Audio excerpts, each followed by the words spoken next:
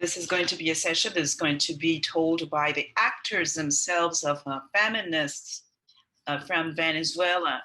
And we will have the opportunity to share with our friends from the Feminist Spider, also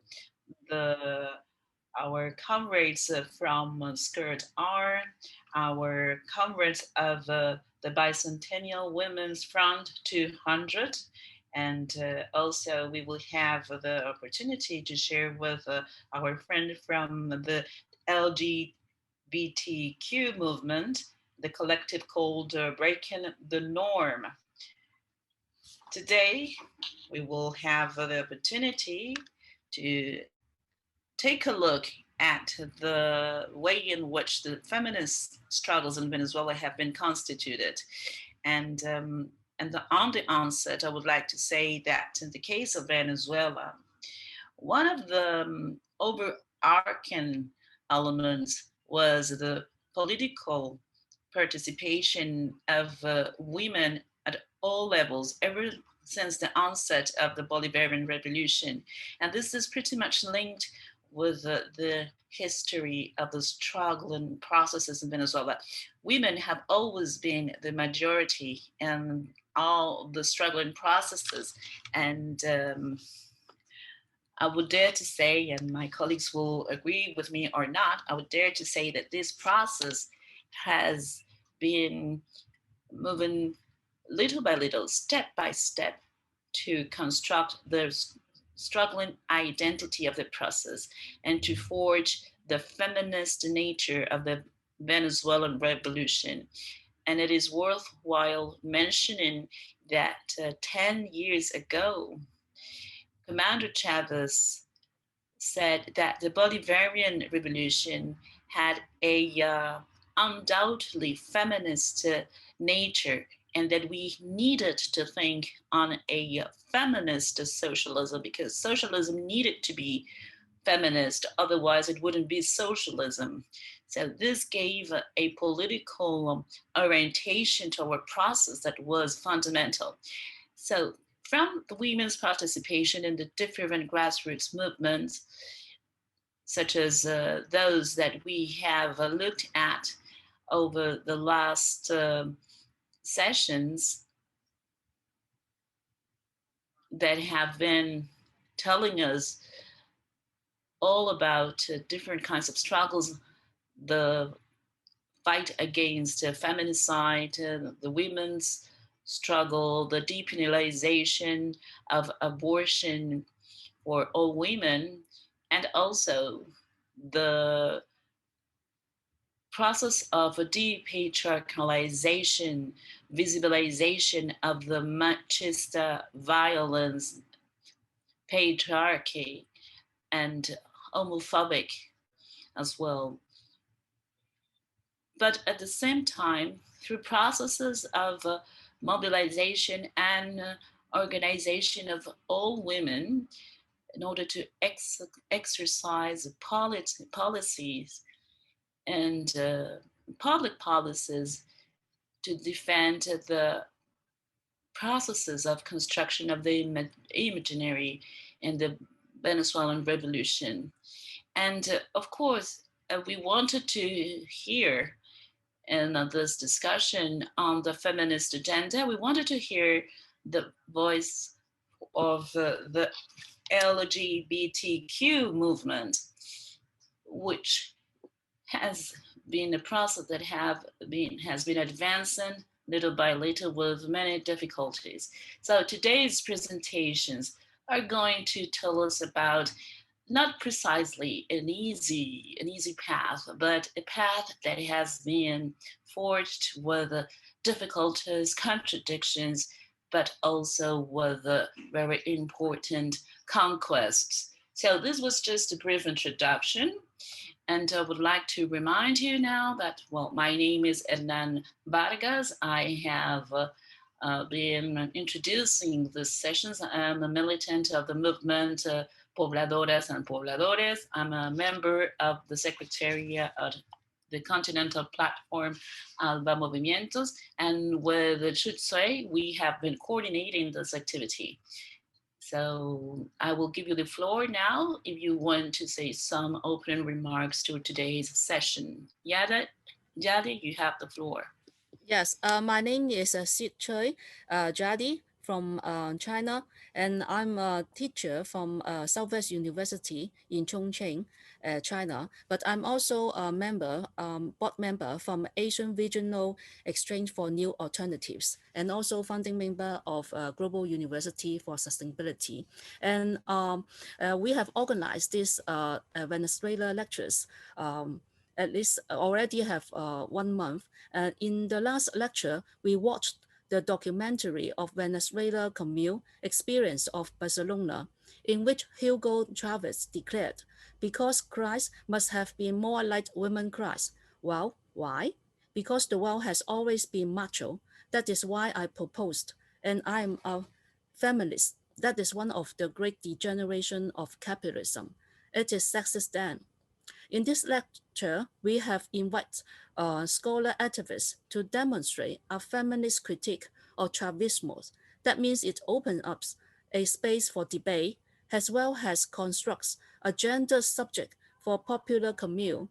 In contrast to a white, rich Christian man, a presupposed subject of colonialism, capitalism, Christianity, and patriarchy. Now, let us carefully listen to the story of invisible women from grassroots communities in Venezuela. Thank you.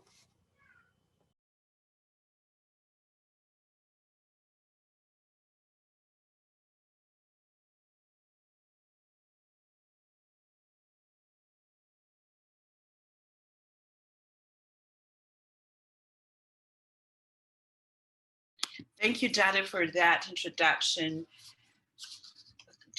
She quoted Chavez, and in that idea, he epitomized all the struggles that have been present in the feminist agenda over the years. So before we start with the panel, I would like to say that today we will have many people following us. We have greetings from Australia, from South Africa, from Barlovento in Venezuela. So we have many people following us, which is pretty interesting. And also in China, we have a very large audience. So let's start reminding all our audience that you can activate interpretation. And the bottom part of your screen, we have interpretation from Spanish into English and from English into Mandarin. And we are also broadcasting through YouTube channel, ALBA TV channel, so that you can share this session with other people. Well, today we will start with Daniella Inojosa. She's a militant, feminist militant, and she has been working for over 35 years in the feminist cause. And she will today tell us about her experience and the experience of the Revolutionary Socialist Feminist Network, the Spider. This collective is present in 8 states of Venezuela. They are the ancient collective group, feminist group in Venezuela, and they are feminists and socialists. So I will give the floor to Daniella to start with our panel. And through the chat, you can ask questions that we will address in the Q&A session. And at the end of all the presentations, we will have the Q&A session from our panel.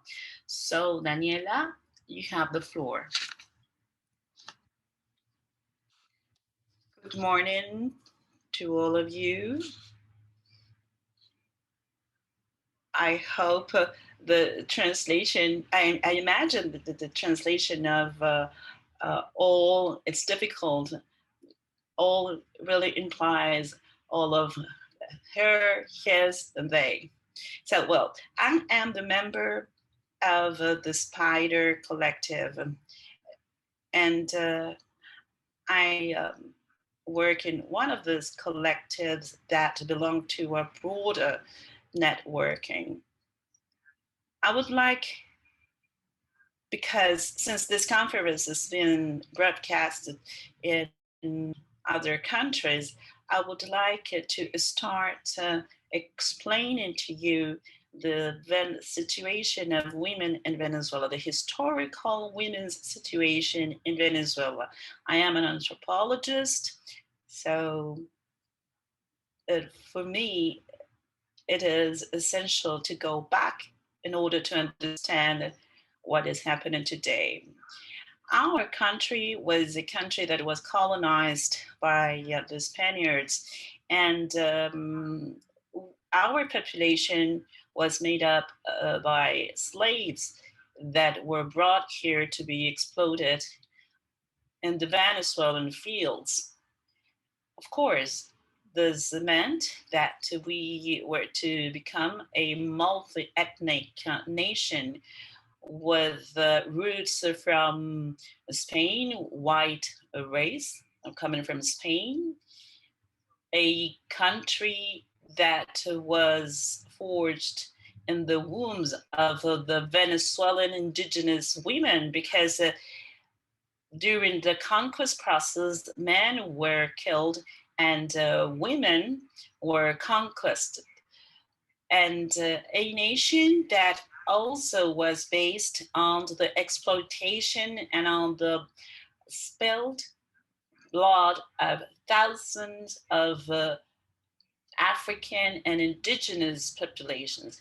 African population that was brought by force to our country, and that had a horrendous destiny here in Venezuela. It is important to say this because women in Venezuela are the result, like men as well, are the result of that ethnical mixture, that syncretism that mixed the political and the ethnical and the religious backgrounds. So women in Venezuela have always worked. We have always been a enslaved labor force. And why do I say this? Well, because indigenous women, as well as African women and Afro-descendant women, have always worked without any kind of payment, rights, have been exploited, not only at their workplace, but they have been exploited in their bodies. They have been used.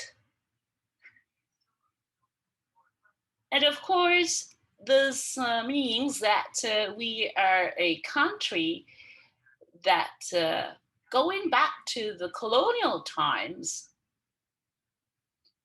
the mestizas women did not exist.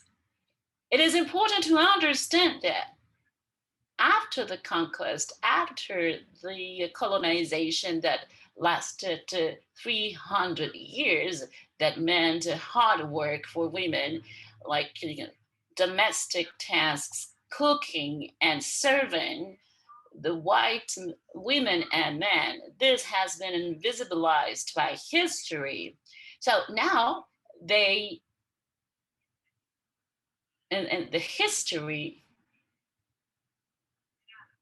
intends to show women as though we started working after the Industrial Revolution, after the 20th century, and this is not true.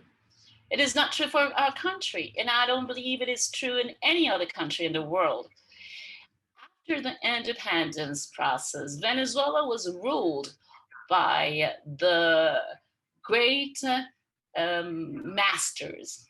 The great masters were those who were the wealthiest families, the landowners, white landowners, who were the sons and daughters of the conquerors that seized our country. And they continued controlling and ruling Venezuela in the same manner the Spaniards used to rule Venezuela.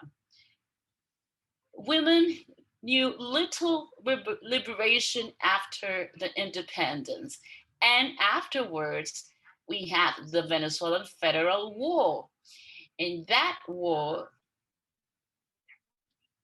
the motto of the revolutionaries, the slogan was free man for free land.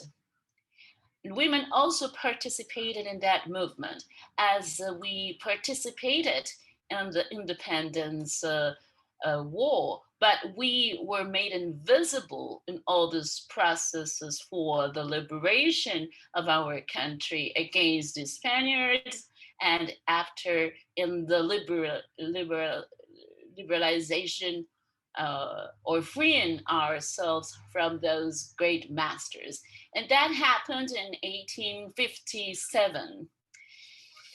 And we were also betrayed by the white men and women who participated in that movement, because they reproduced the same domination logic after the war.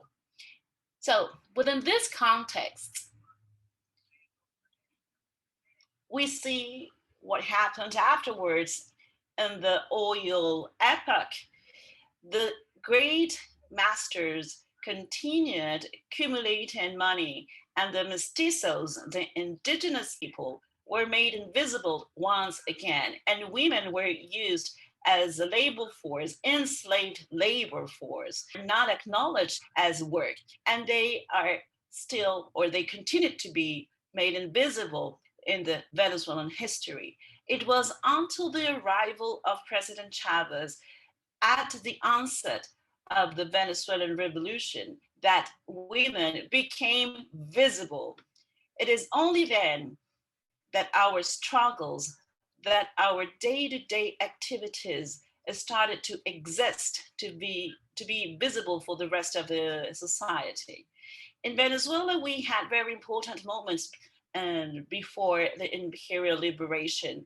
We can speak about the right to vote, the struggle to vote that was achieved in 1946. And that struggle for the vote was a liberal struggle because it meant that we would be given equal rights, but not equal economic rights, or not the right to a life free of violence, or the right to use our bodies.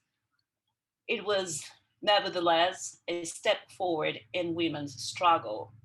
And then Venezuelan women and Venezuelan feminism started fighting against Venezuelan machismo, because this is the result of a culture of exploitation, of colonialism, of a culture that exploited women. So Venezuela is a country that is pretty much machista.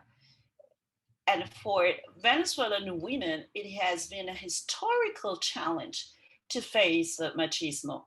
In 1991, we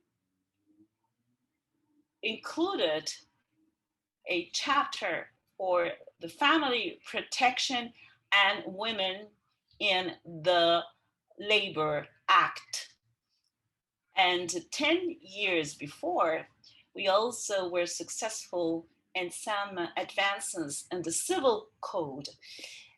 These reforms made possible during the Fourth Republic, before the Venezuelan Revolution, were the product of a constant struggle of a feminist for our cause, women fighting on the streets. But then the revolution arrived, and it was a new hope for us. And the first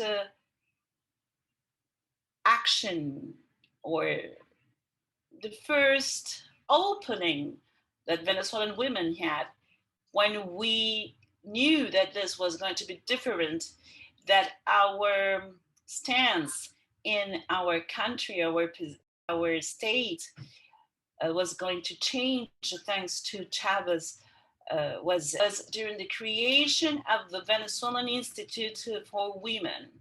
That was the very first act that made us understood that things were going to change. She was, the president was a working woman, hard worker. She had been also accompanied President Chavez in the fights and the struggles of the 60s. And I'm talking about Maria León. She was leading this movement, and we knew that because of her, this was going to be different for us. We knew that the space had been created and that the state was open to the vindications of women, to the visibilization of women, to this women's struggle, and to the feminist voices. Then we started to see very important economic changes, laws, bills that were approved in 2002 when President Chavez approved the Hydrocarbons Act and the Land Act, and this provoked a very harsh struggle by the right wing because they wanted to maintain their privileges, historical privileges.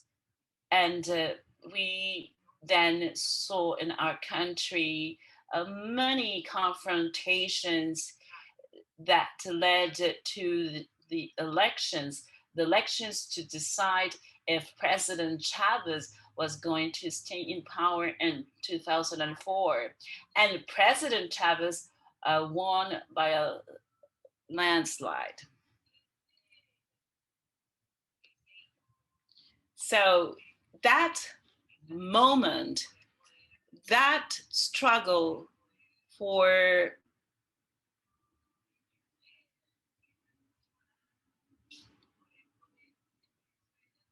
power in Venezuela stopped for a while our feminist agenda. Why? Because we had to take to the streets in order to fight for the power. I apologize because my phone is ringing now.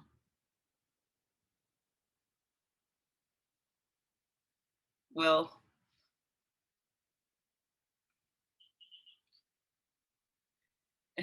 you can turn it off. You can turn it off. And thank you for the song anyway. Thank you. Thanks to you. Yes, I have my phone, John Lennon, Imagine John Lennon songs. Well, in 2005, President Chavez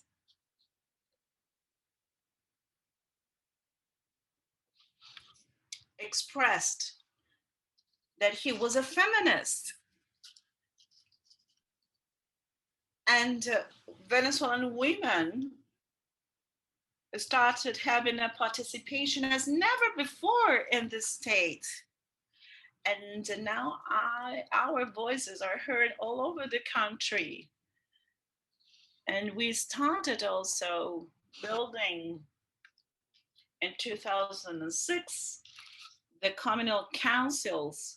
We had already worked with the water committees, and we had already been working on communal processes in our country, backed by the revolution.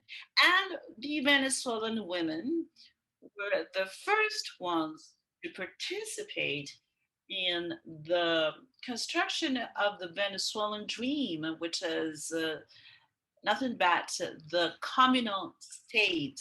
This is Chavez's dream that we have embraced collectively. And who were the first spokespersons of those collectives and those municipal councils were more than 70% were women.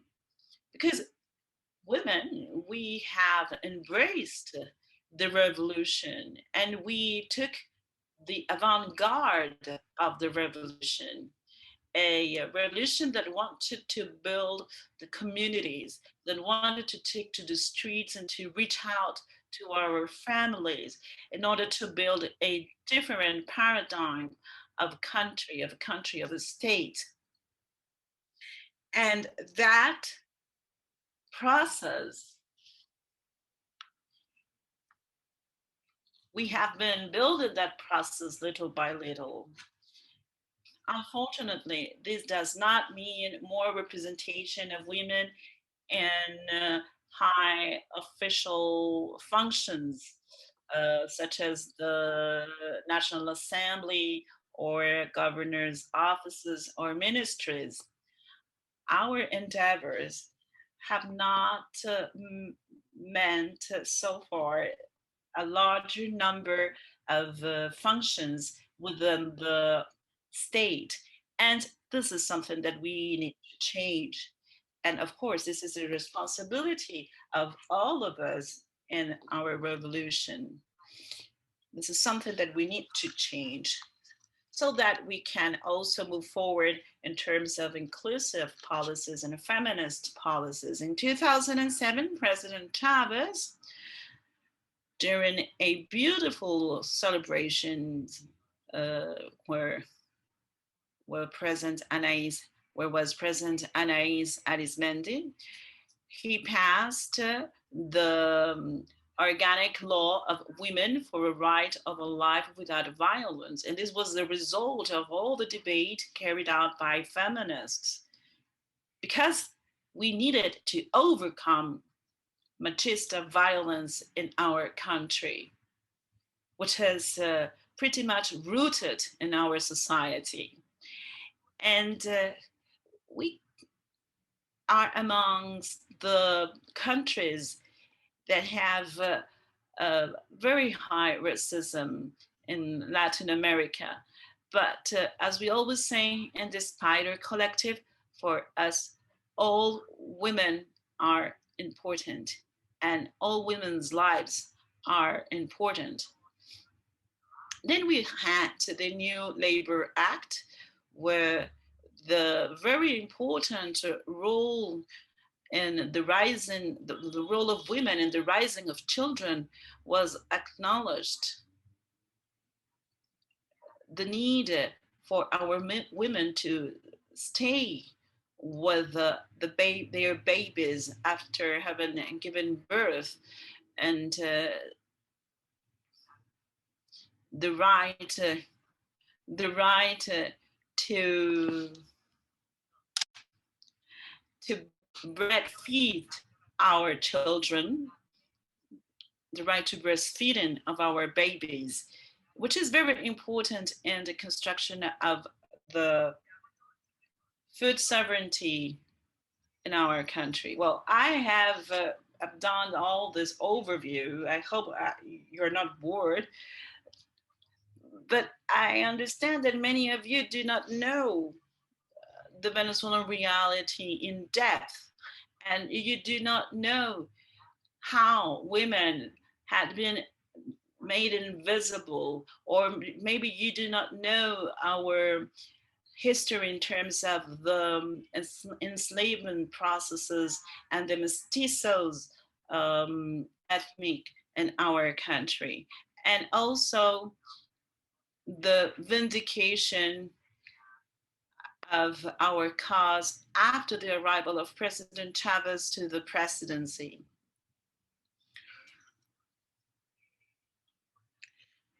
It is important to say that there is much to be done, because there are many cultural resistance in our country, and we'll still have to struggle We need to struggle much more in order to move forward.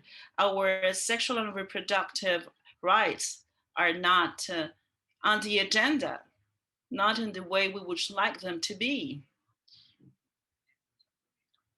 We are currently fighting for the right to legal abortion. And we are also working for a change of paradigm in terms of the violence in the Venezuelan state and the government bodies. So this is a necessary cultural change that from the feminist movements we have been promoting for a long time. And Anahí and Laura will tell you about this because their movements have made an important contribution in this regard. But we still need to break with this patriarchal culture, with the colonialist legacy that is still there. We need to break with this white roots because the society continues to consider the man's needs, the wealthy man, white man's needs as a priority. So we have an agenda to fight for. We need to push for this social change in order to put an end to the patriarchal system, to put an end to machismo that is reproduced in all the establishment of our country.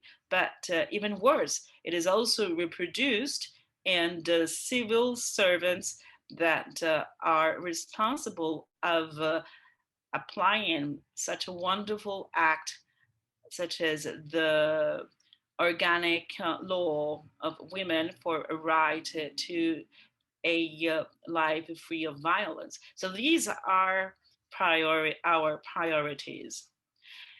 Due to the colonial past, our countries have also a culture of rape against women. It is a worldwide phenomenon, but in Latin American countries, this is even worse.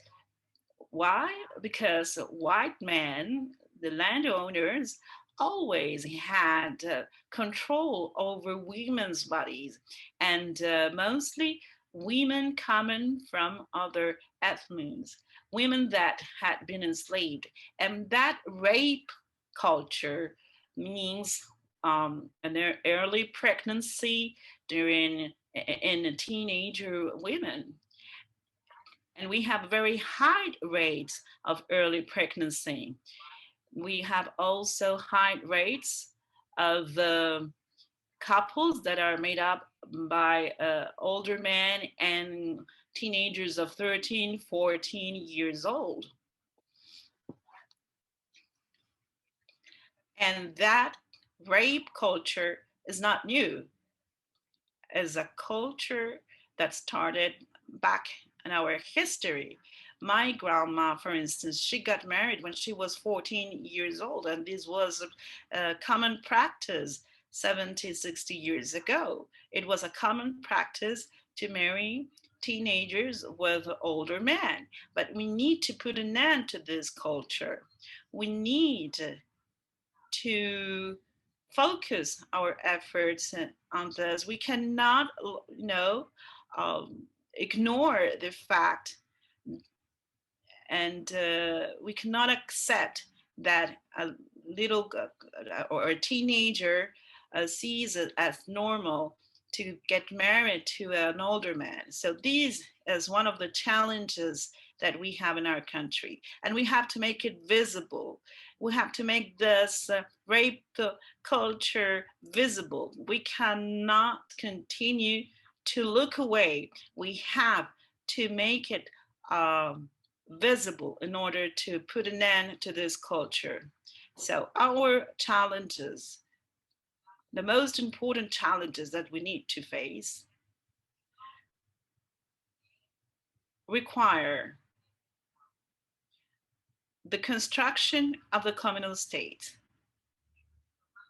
to keep on working in our Venezuelan communities, in all our Venezuelan communities, to put an end to machismo that was given to us by our ancestors. And we need, in order to do so, we need to make everyone understand, mostly those who are approving and devising laws for women's protection and for adolescents as well, that they, yes, Daniela, allow me to interrupt you just to tell you that you have 5 minutes left to finish. Excuse me, because I interrupted you. It's okay. So, in order to achieve our goals, we need to put an end to the machista, patriarchal, powerful culture that is in the mindset of the civil servants, because they are the ones who should be approving and executing, applying the organic law for women. And actually, we need to reform that act because we are experiencing very fast-paced changes and needs are changing constantly. But that law, that act is the banner against violence in Latin America. And it contains 21 different forms of violence, many more forms of violence than any other law in Latin America. I wouldn't dare to say that it's the best of the world because I do not know the laws of other countries of the world, but I am sure it is the best one in Latin America because it contains 21 different forms of violence. So we also need to protect our kids, our adolescents, our children from a culture where the oldest man, elderly man, have the right, thanks to, have the right to have sexual intercourse with them, with their authorization, so to speak. And we need to build also an imaginary of our revolution. And what Chavez once told us more than 10 years ago, that the revolution cannot be a socialist revolution if it is not a feminist socialism. He told us that the women's exploitation in the households is also tantamount to exploiting the people, that exploitation to which women are subjected when they take care of their children, adolescents, and the elderly, all that work needs to be considered as a official work, so to speak, as a working day, because we are more exploited than men from the same social classes. And we have to make this visible. We have to make it visible so that the revolution can be called a true revolution. Well, I am about to finish, and otherwise Hernan is going to scold me. But it was a pleasure for me to be here. It was a pleasure for me to give you the context, a small context on the struggles of the Venezuelan women.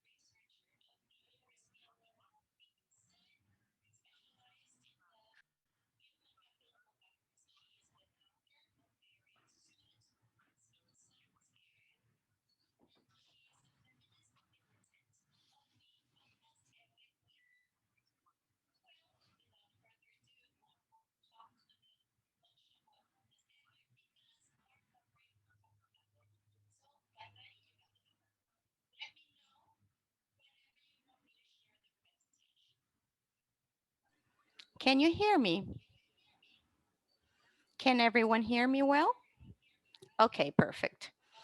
Well, yes, FALDAS-R, Feminists in Free Action for the Autonomy of Sexual and Reproductive Action. Now you can show the presentation. I'm sorry, I was not able to connect myself from a computer, but Hernan will show the presentation. Okay, you let me know and I will change the slides.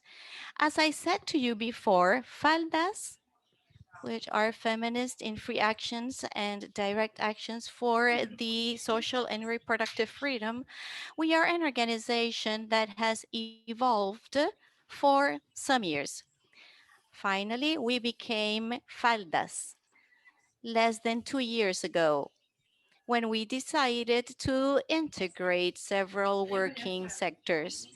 As you can see there, we are an organization of women with physical presence in Mérida, Caracas, and we are virtually present through the social media, through the hotline, nationwide, and in other countries where we work for the reproductive and sexual right, particularly for the struggle for a free and safe access to abortion. We have an organizational structure that works based on political principles and works that have been horizontally developed. We began working a few years ago with several goals or objectives.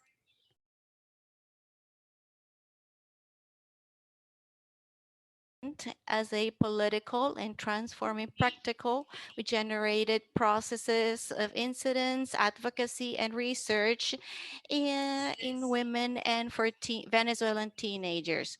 We worked together with the route for pleasant sexuality.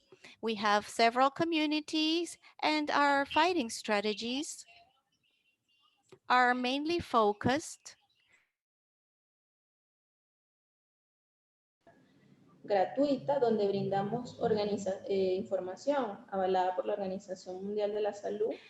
Endorsed by the World Health Organization. This is the information about the voluntary interruption of pregnancy, the route for a pleasant, a responsible sexuality, where we make workshops and we provide information about contraceptives. And sometimes we can facilitate these contraceptive methods to certain vulnerable communities. We also make researches in the reproductive and sexual rights. We are also in favor of advocacy before public organizations for these rights. And we also organize and participate feminist networking spaces for the process and for the fight of social transformation, as our former comrade mentioned. Regarding the hotline, the next slide, please. Okay, regarding the hotline, this is a hotline that we created and is active since May 2011. As I said before, our main support is to provide information because during these sensitive processes for us women, listening to women is very important. And in order to get safe and reliable information, because in the internet, evidently you can find any kind of information. So based on the protocols of the World Health Organization and the researches that we do in detail, we then provide through the phone this information. The information is public, is notorious, worldwide, and also they are articulated with our networks in Latin America. It is addressed to women throughout the entire territory. Of course, we have a higher scope in the central region where women have more access to internet and to telephones. But That is why we have tried to make emphasis on our community work with the routes in order to socialize the work of this hotline. Next slide, please. Regarding the relevant data of this hotline for safe information, as I said before, since the year 2011, we have carried out this process. We have made progress within our organization. Our organization has matured from the point of view analysis of the data that we handle and that we collect. And as of 2017, we organized several reports that are in our social media. And today, we are going to show you the most relevant information and reports that we have made since 2019. Last year, the total of women that we were able to assist were 1,141 women. When I say assist, is that we did not only help them through the hotline, but we also were able to transmit the information to these women. From this total of women, more than 28% of them used contraceptive methods, but they failed. And for more than 80%, they knew us through the internet. That is why we must discuss which women we are reaching and to which women we are disseminating the information and which are the strategies that we need in order to reach many more women. From this total of women that were assisted, 25% of them had finished university, 55% of that amount of women, they were high school graduates, 12% of them hold technical degrees, and 4% have elementary education completed. We can see some figures, the ones that I have just mentioned. It is worth to clarify that these 1,141 women that we assisted were the ones that were able to receive the information through our protocols, where we provide information of how to use the medication in a proper manner to interrupt abortion, divided into protocols. For further information, we invite you to read our report. Next slide, please.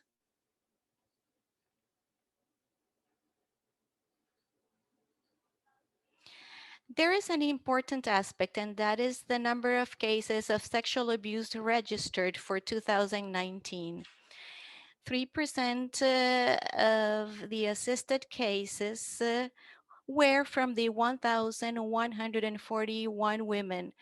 We make emphasis on the fact that our statistics are based on the number of calls of women that we have assisted. This was our case study. During the quarantine, we made a preliminary report for this year. And the result is that we are exceeding 4% of the total of assisted cases. This is a preliminary data.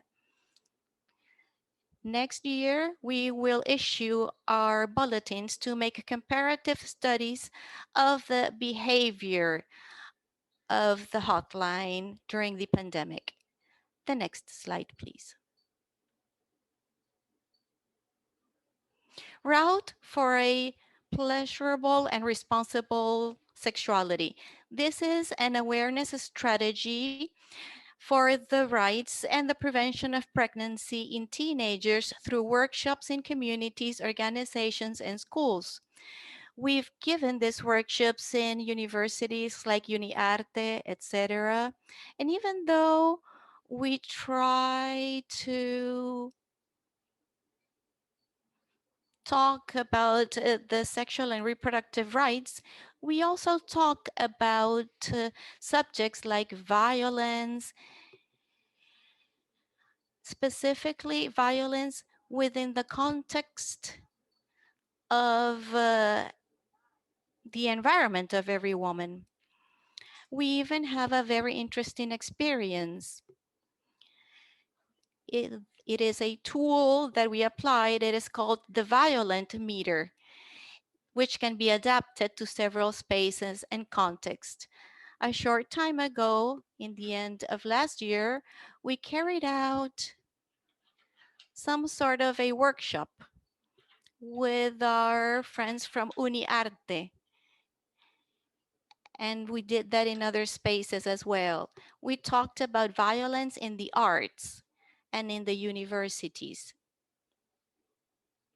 Next slide. The theme axis of these workshops. This is a structural program. It includes lectures, dynamic sessions, virtual workshops. The theme axes are the sexual and reproductive rights, the free, diverse, and aware sexualities, preventions, and detection tools for violence based on gender, and access to contraceptive methods. We have made some special donations. We provide contraceptive pills in those spaces of incidence. In 2017 and 2018, we made 11 routes in Caracas, Mérida, Lara, and Táchira, where we provided approximately 1,000 contraceptives. In 2019, we visited schools, and we also visited rural spaces. In the state of Mérida, we are also visiting rural spaces in the southern area of the lake, which is one of the area with the highest index of poverty. That's what we've done lately. The newest technique this year have to do with virtual routes with PLAFAM and CD6, and this has to do with youth sexuality. We provided this virtual training with forums, chats, video conferences, where we talked about the prevention of pregnancy in teenage girls. We also talked about other subjects addressed to loss within this pandemic. This was a very gratifying experience where the girls were quite interested. We are also interested in talking about other topics. I believe that we're going to continue talking and delivering this kind of programs of incidences, and we are going to broaden the horizons. In this opportunity, we had the further scope in the central part of the country and in the states of Zulia, Lara, and Mérida. This happened less than 1 month ago, where we had adults. We had an important number of adults. There were 100 adults who were able to complete under the tutorship of the AFAM and CD6 and FALDAS the topic that has to do with the tools for the accompaniment for the orientation of sexuality in teenagers. These girls were certified in formation regarding juvenile sexuality. Now they can become promoters, socializers of the information that they received.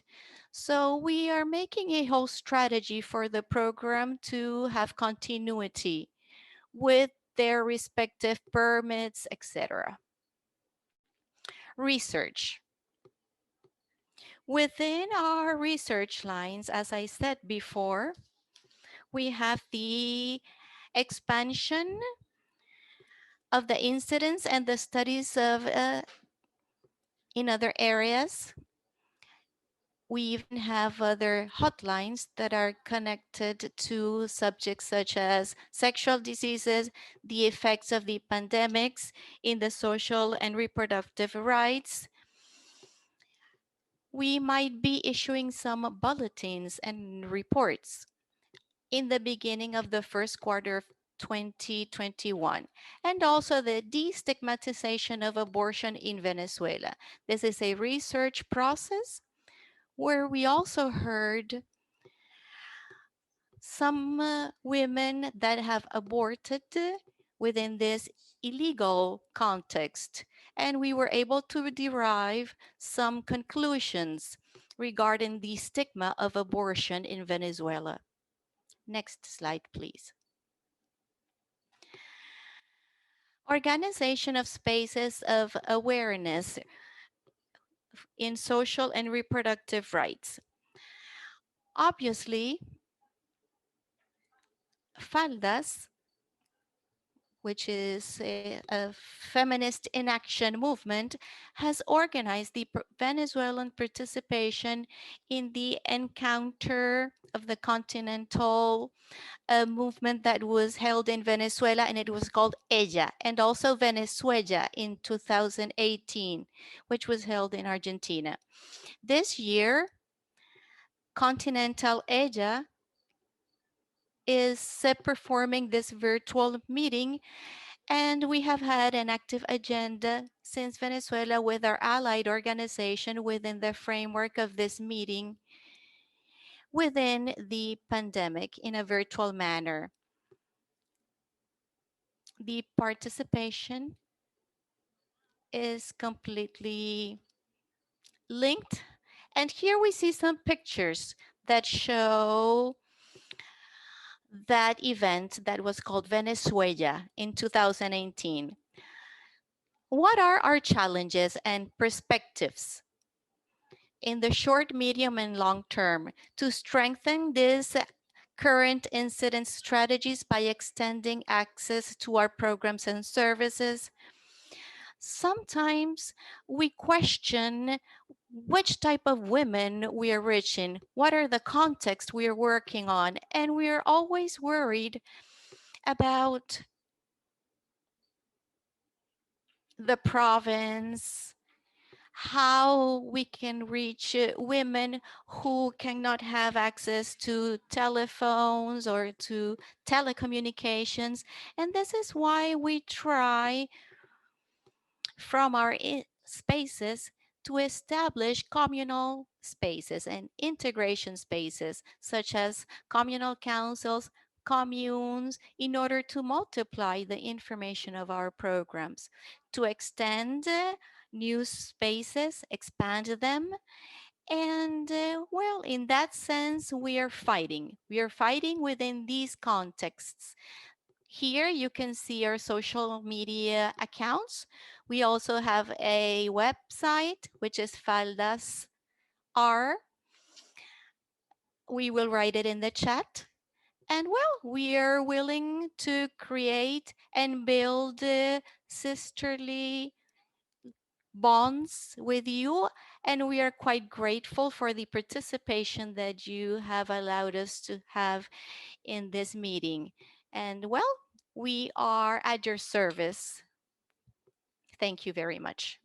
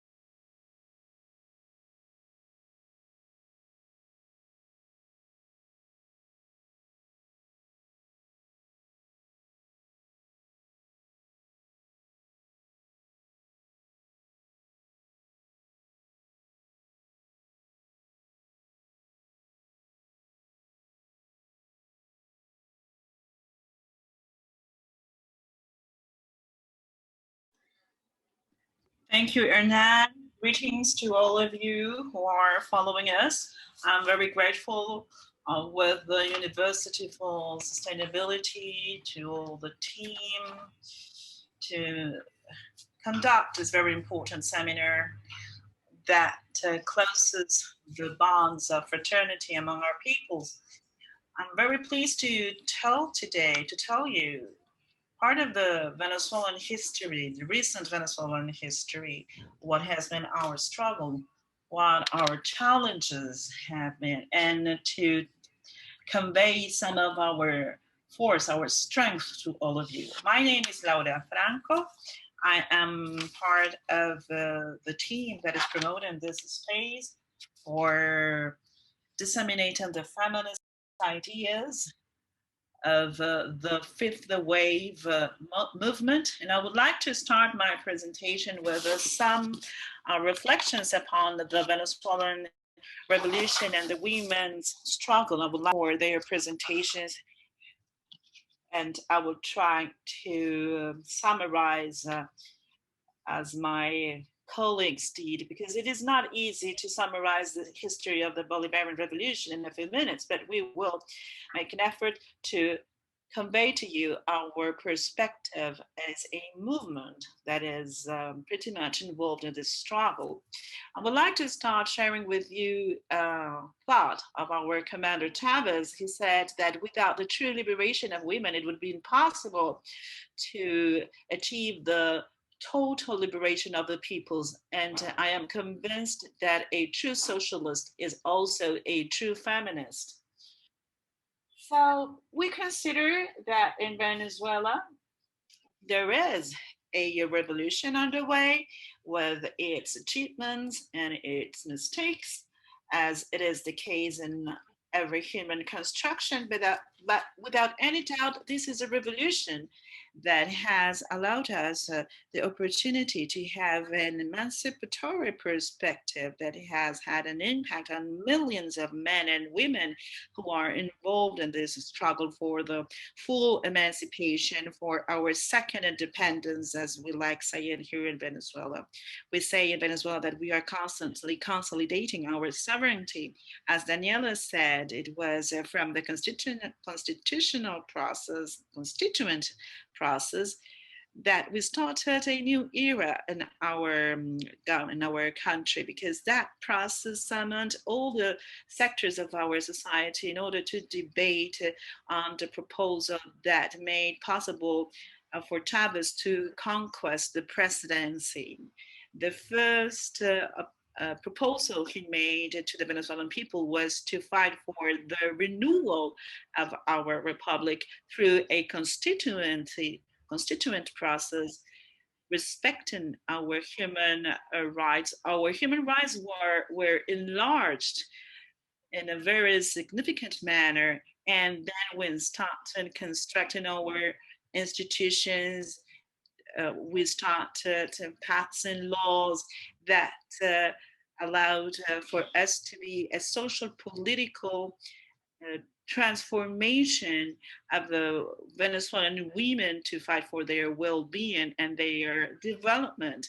In the framework of all these conquests, I would like to underline that Venezuela has specific institutions to address women's problems and to develop public policies in terms of Venezuelan human rights. We have the Ministry for Women and Gender Equality, among other bodies that are constituted in the different governmental branches. And what is enshrined in our constitution has an equal representation in the reality.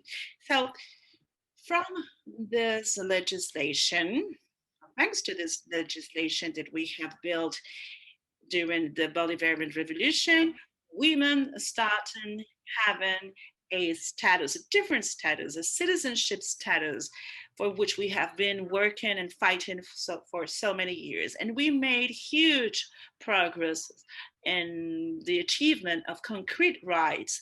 As my predecessor said, the Organic Act for Labor Venezuela is at the avant-garde, because we have 26 weeks of layoff for women who are pregnant.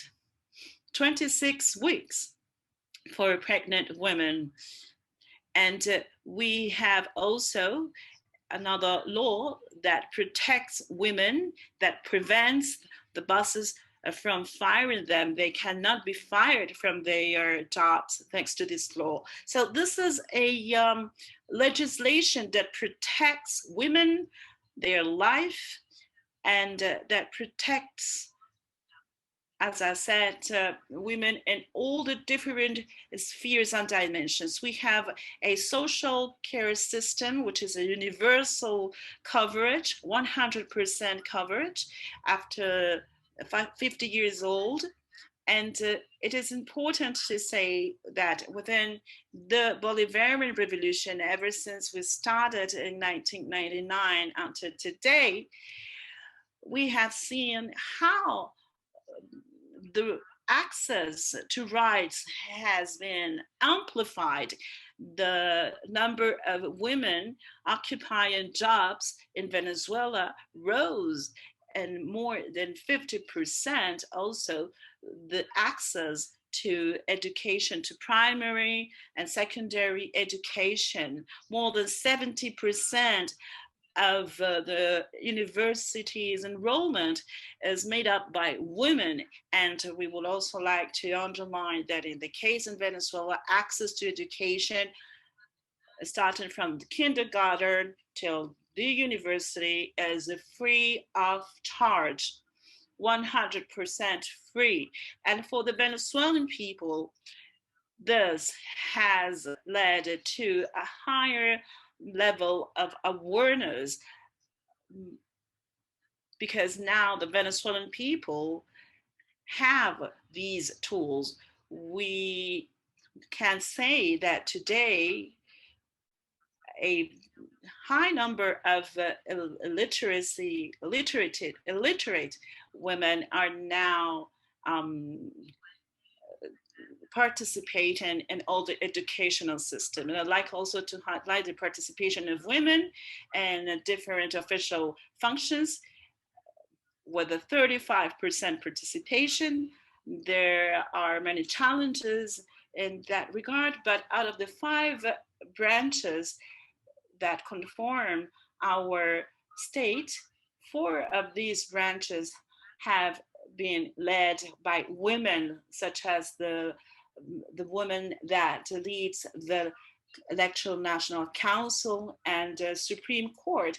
And this has never had happened before in the history of our country, such a great participation of women. And in this participation, political participation, I can also say that thanks to this seminar that have made it possible for you to understand the community organization, the council, the communal councils, now I can tell you that we have more than 70% of participation of women in all those grassroots organizations and communal councils. And this is part of the construction of our feminist socialism in our country. So we would like to say that yes, in Venezuela, the Venezuelan Revolution has enabled us to consolidate a popular feminism. It is a revolutionary popular feminism, which understands that the full liberation of women, it's not possible with capitalism. So this is why we say that in capitalism, it's impossible to achieve the women's right, because the capitalistic system is based on exclusion, machismo, violence, degeneration of values, and the degeneration of or the debasement of women. And Chavez used to tell us all this. So all this social structure, all this transformation that improved the Venezuelan life quality of life has enabled us to think big, to think big in terms of our revolution, to think about the possibility to moving forward to greater access to rights and greater sovereignty, thanks to the strategy of the socialist feminism. I will now read an approach of this concept that we have developed in Venezuela, thanks to our historical leader, because he declared himself as a feminist, and he started a debate in order to systematize these ideas so that our socialism could also be a feminist socialism. This is just an approximation of the socialism, feminism, socialism, which is a mode of social means of productions centered in the to meet the needs of our society in order to recover the value of work as a means to produce goods and services to meet humans' needs and to achieve the supreme happiness at the social sphere, as well as the comprehensive human development. In order to do this, we need to develop the social based productive society, allowing to all families, all Venezuelan families use and possess and enjoy their individual property or collective property, and that can exercise their economic, political, social, and cultural rights.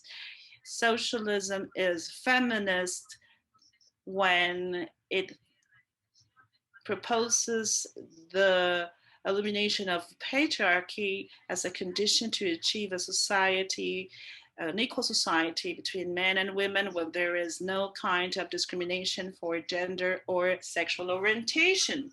So there is no socialism for us without feminism. This is one of our main slogans of the feminist Venezuelan movement. And we believe that socialism will be feminist if all women work together with the insight and aware of the importance of defeating the capitalistic system and the patriarchy. For us, this is a symbolic battle, which is very important. In Venezuela, we commemorated the day of feminist socialism on October the 25th. And for us, this is a constant cultural, symbolic, educational, ideological battle to transform the way in which we understand the relationships with men and women in our country.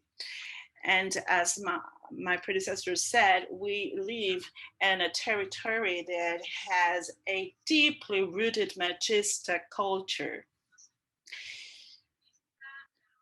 So the Bolivarian Revolution enabled us to think big on the feminist socialism. And in order to achieve this, we have been given all the important tools to develop the participatory democracy, the radical democracy, thanks to the communal councils and thanks to the communes. And I wanted to mention this because I know that you have seen in previous seminars, you have looked at the experience, the debate on the communes, and us from the feminist Venezuelan movement, we emphasize the fact that our communes need to be anti-patriarchal communes. They need to be feminist communes.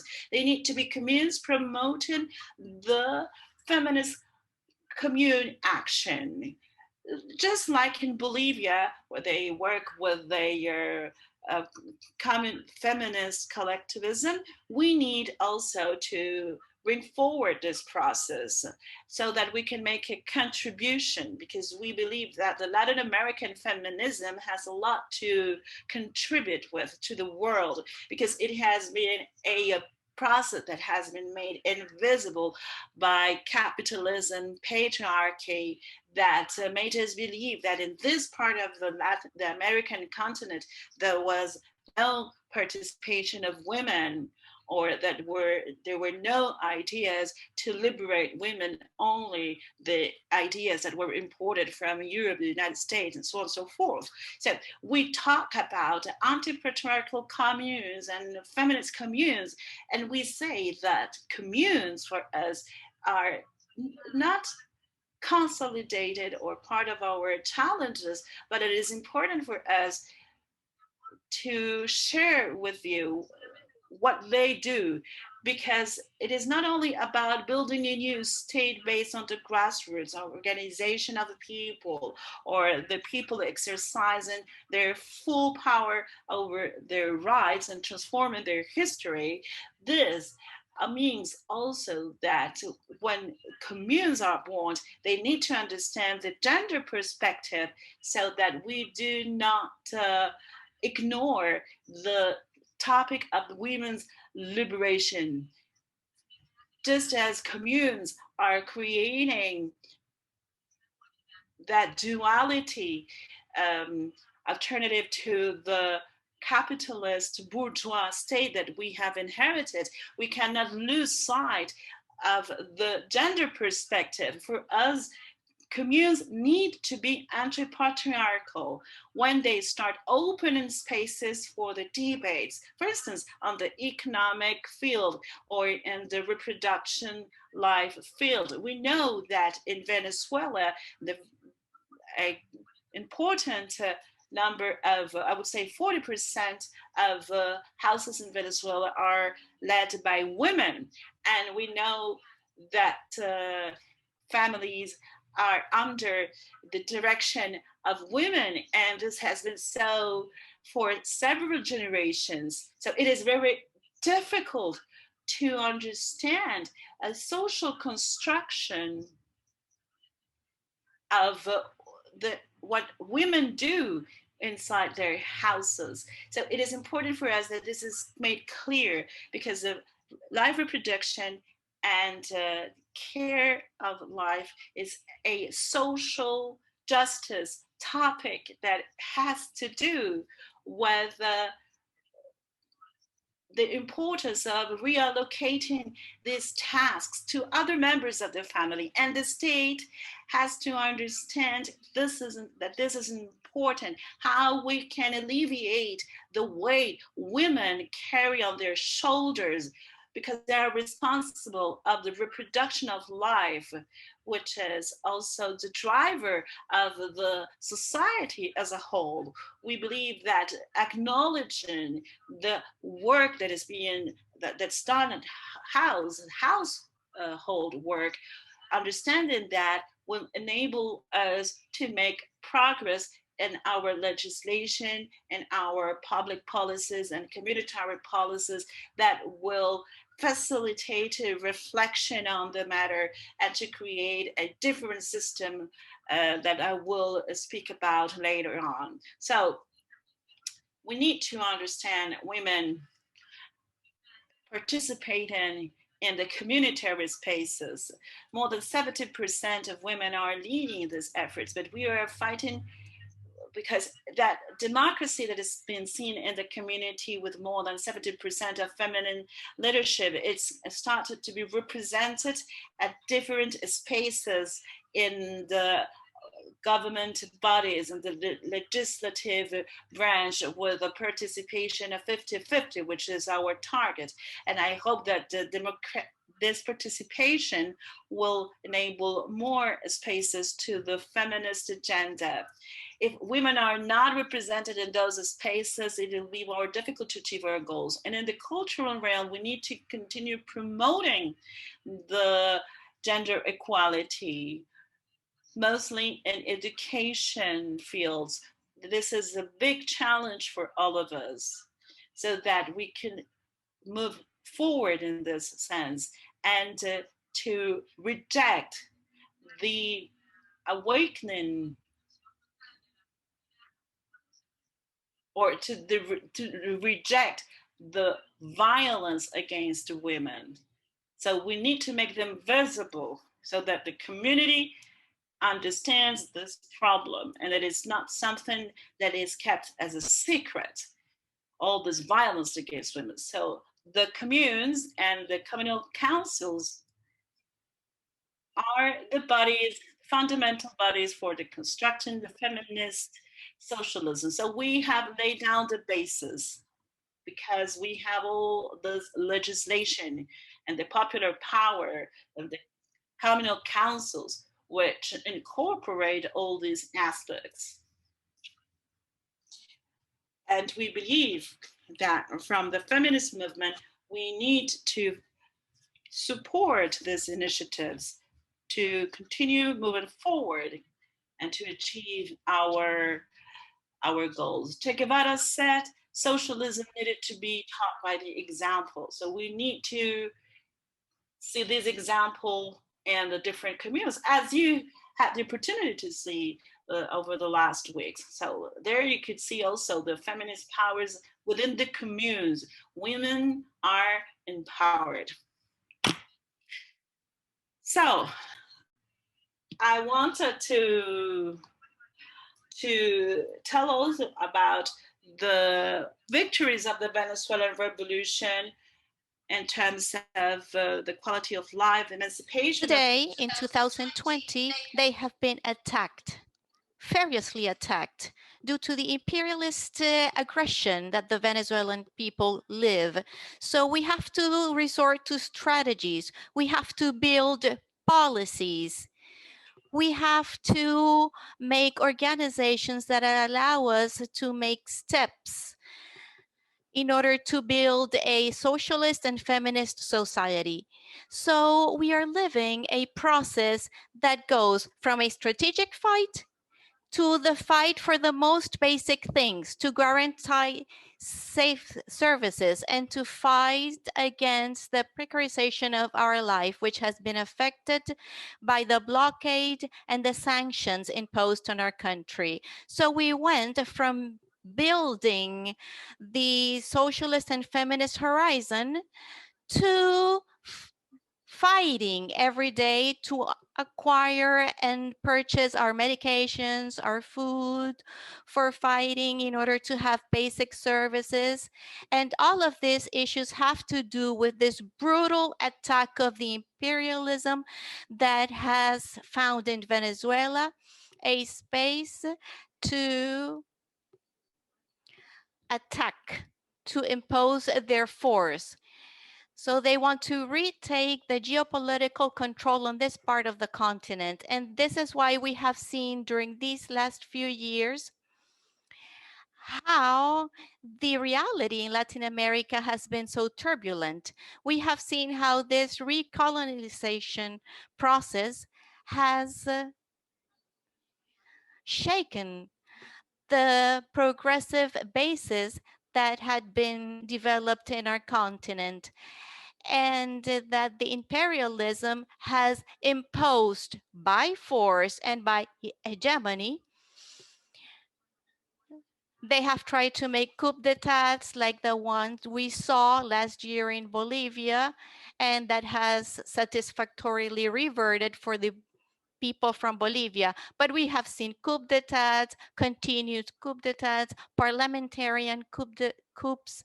We have seen how they have extended the military coalitions, how they have extended the installation of military bases in this part of the continent, like in Colombia. Colombia is a territory that has become very dangerous from the military point of view. We have seen an increase of the criminalization of political leaders, of leftist and progressive leaders to stop our processes in our regions. We have seen the sabotage of the basic services. This has not only happened in Venezuela, this has also happened in other countries that have been destabilized. And of course, the worst strategy is the blockade and the sanctions against our people of Venezuela.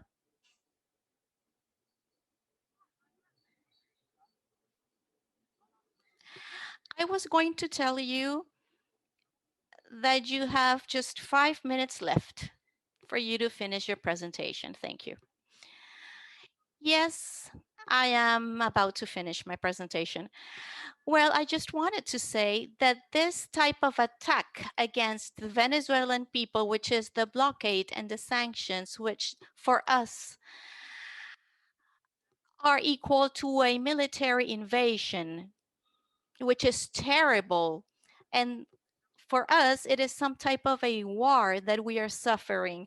And women have to endure a difficult period because we have to suffer these attacks due to the sanctions and the blockade in Venezuela. Here in Venezuela, women have suffered many attacks, and through these spaces, we have expressed how the sanctions have caused suffering to the Venezuelan population. The sanctions have affected our basic rights, like the right to health in Venezuela. You know that the Venezuelan state, thanks to the sanctions, has restrictions to buy medications and drugs outside of the country. And part of these medicines come from countries and from states that are hostile against our country and that prevent the access to those assets. The same thing happens with the social and reproductive rights, which have been affected for Venezuelan women mainly, because we came from a revolution that had practically universalized the access to the contraceptive methods in a free manner in the public health system. But today, this is not possible due to the blockade. And as a result, we have undesired pregnancies, important indexes of maternity deaths. And this is because the blockade and the sanctions have imploded many of the public policies and the way the Venezuelan women had access to human rights that are fundamental. The right to a life free of violence. We have seen that violence and the crimes have increased in Venezuela against women because of the tensions of the economical crisis, which affect the Venezuelan households.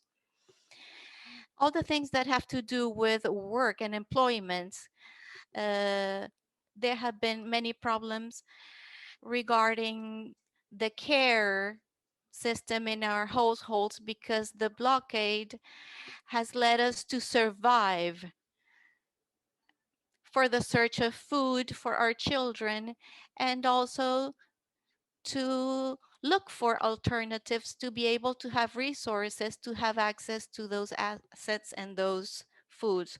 So let me tell you, dear friends and comrades, that in Venezuela there is a strong popular feminist movement that is withstanding not only the criminal blockade, but that is also struggling against the COVID, a pandemic that is affecting the whole world. We are a country, we are organized, we are facilitating the process so that the Venezuelan population can have access to food through the CLAP systems.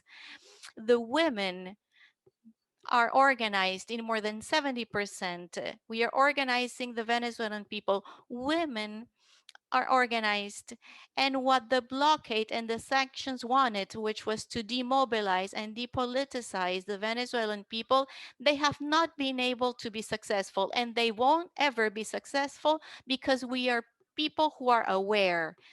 We have an important anti-imperialist awareness. We know how to identify who are our enemies, the enemies of our homeland. We know how to visualize the challenges we have ahead.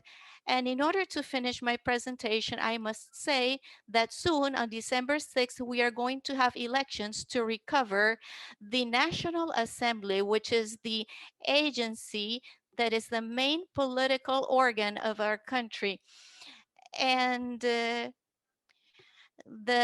feminist Venezuelan group will go back to this National Assembly because during the last 5 years, that agenda was totally stopped and paralyzed by the right wing. because the right wing just made us go backwards in our rights. But now we're going to build a scenario.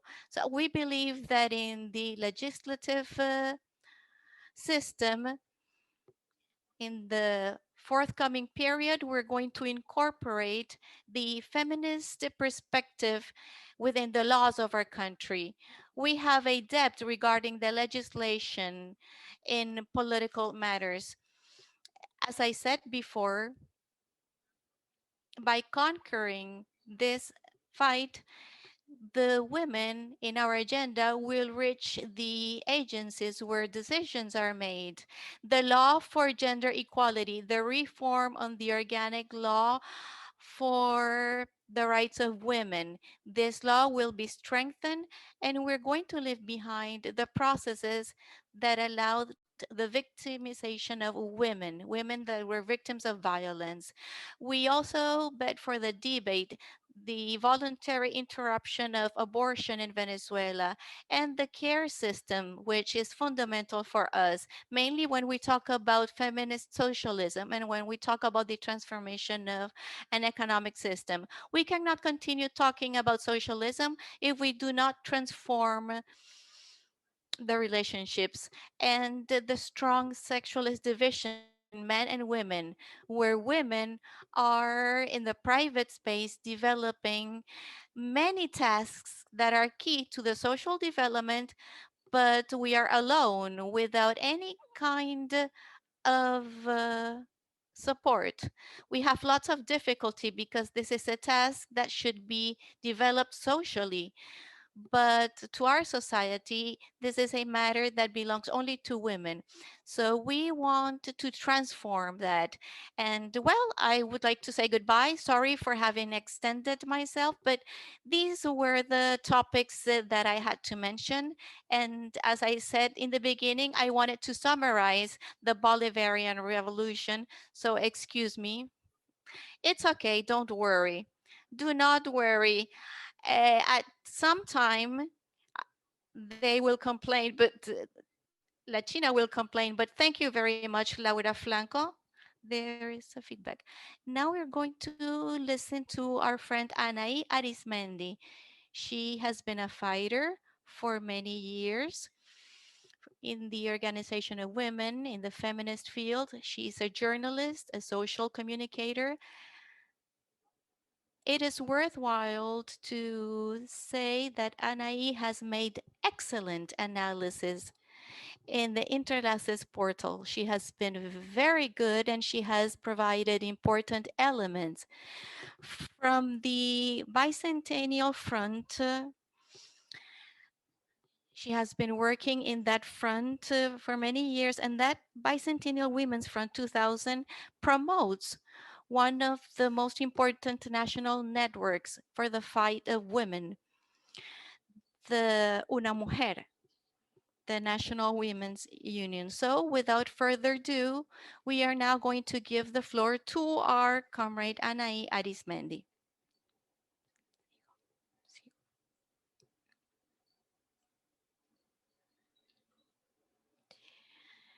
I think she's muted. She's muted, yes. See, yes. Yes, now I can hear. You have the images, right? You have the presentation. Whenever you want, you can start showing the presentation. First of all, I would like to greet all my friends. I would like to thank the Institute of China. And also, I would like to thank our dear TV channel, ALBA TV, which is an emblem of communication for the Latin American people. I would also like to thank my sisters and my Latino friends who are watching us from our sisterly nation. I would like to thank and recognize this relationship that I hope that gets stronger that is a legacy of Commander Chavez. It is a relationship that I hope that gets stronger, and I must recognize that we have lots of common goals, and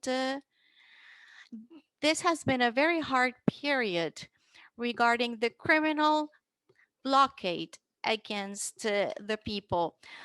So as women, we must recognize the solidarity of the people of China. So first, I must say that the Bicentennial Women's Front 200 is a movement that is a national movement. It is a feminist movement that was established in 2010 to fight for the defense of the rights of women and of the rights of the revolution. Because this is a concept that we women have, and men also. We are making progress on this, but from the national government and from our commander Chavez to our current president Nicolas Maduro, we are all aware of the importance of the role of women in the revolution, the Bolivarian revolution. Without feminism, there's no socialism, but without socialism, there is no feminism. So it is a relationship that we have. It is a popular movement. It is a movement that, as we have said before, must have four levels of awareness: an awareness of fatherland, of women, of gender. And in that sense, understanding why there are so many movements and why the movements have to be strengthened has to do with the characterization of the Bolivarian Revolution. The Bolivarian Revolution has women as its a main character. Women are present in all the mobilizations of a revolution, either in the communes, in the new states, in the power of the territory. They are in charge of the brigades of assistance against COVID. They are present in the house-to-house movements. They are also present in the communal sectors. They are present in all the spaces where there's participation, educational participation, organizations, electoral participations. Women are present in all those spaces, and that is not by coincidence, because women were always considered as a second category citizen in Latin America. During our cycles, we were not visible, we were not recognized. We were in a constant fight against some policies that excluded us. And we had problems such as economic violence, the integral violence that was exerted against women. And this is a concept that is maintained by the right wing in Venezuela and in all nations of the world.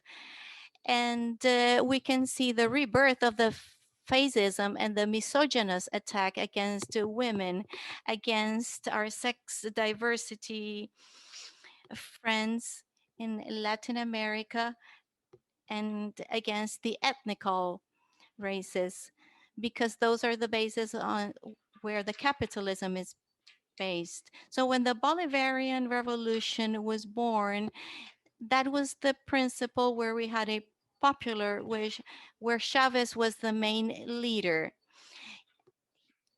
Women were called and we assume our role.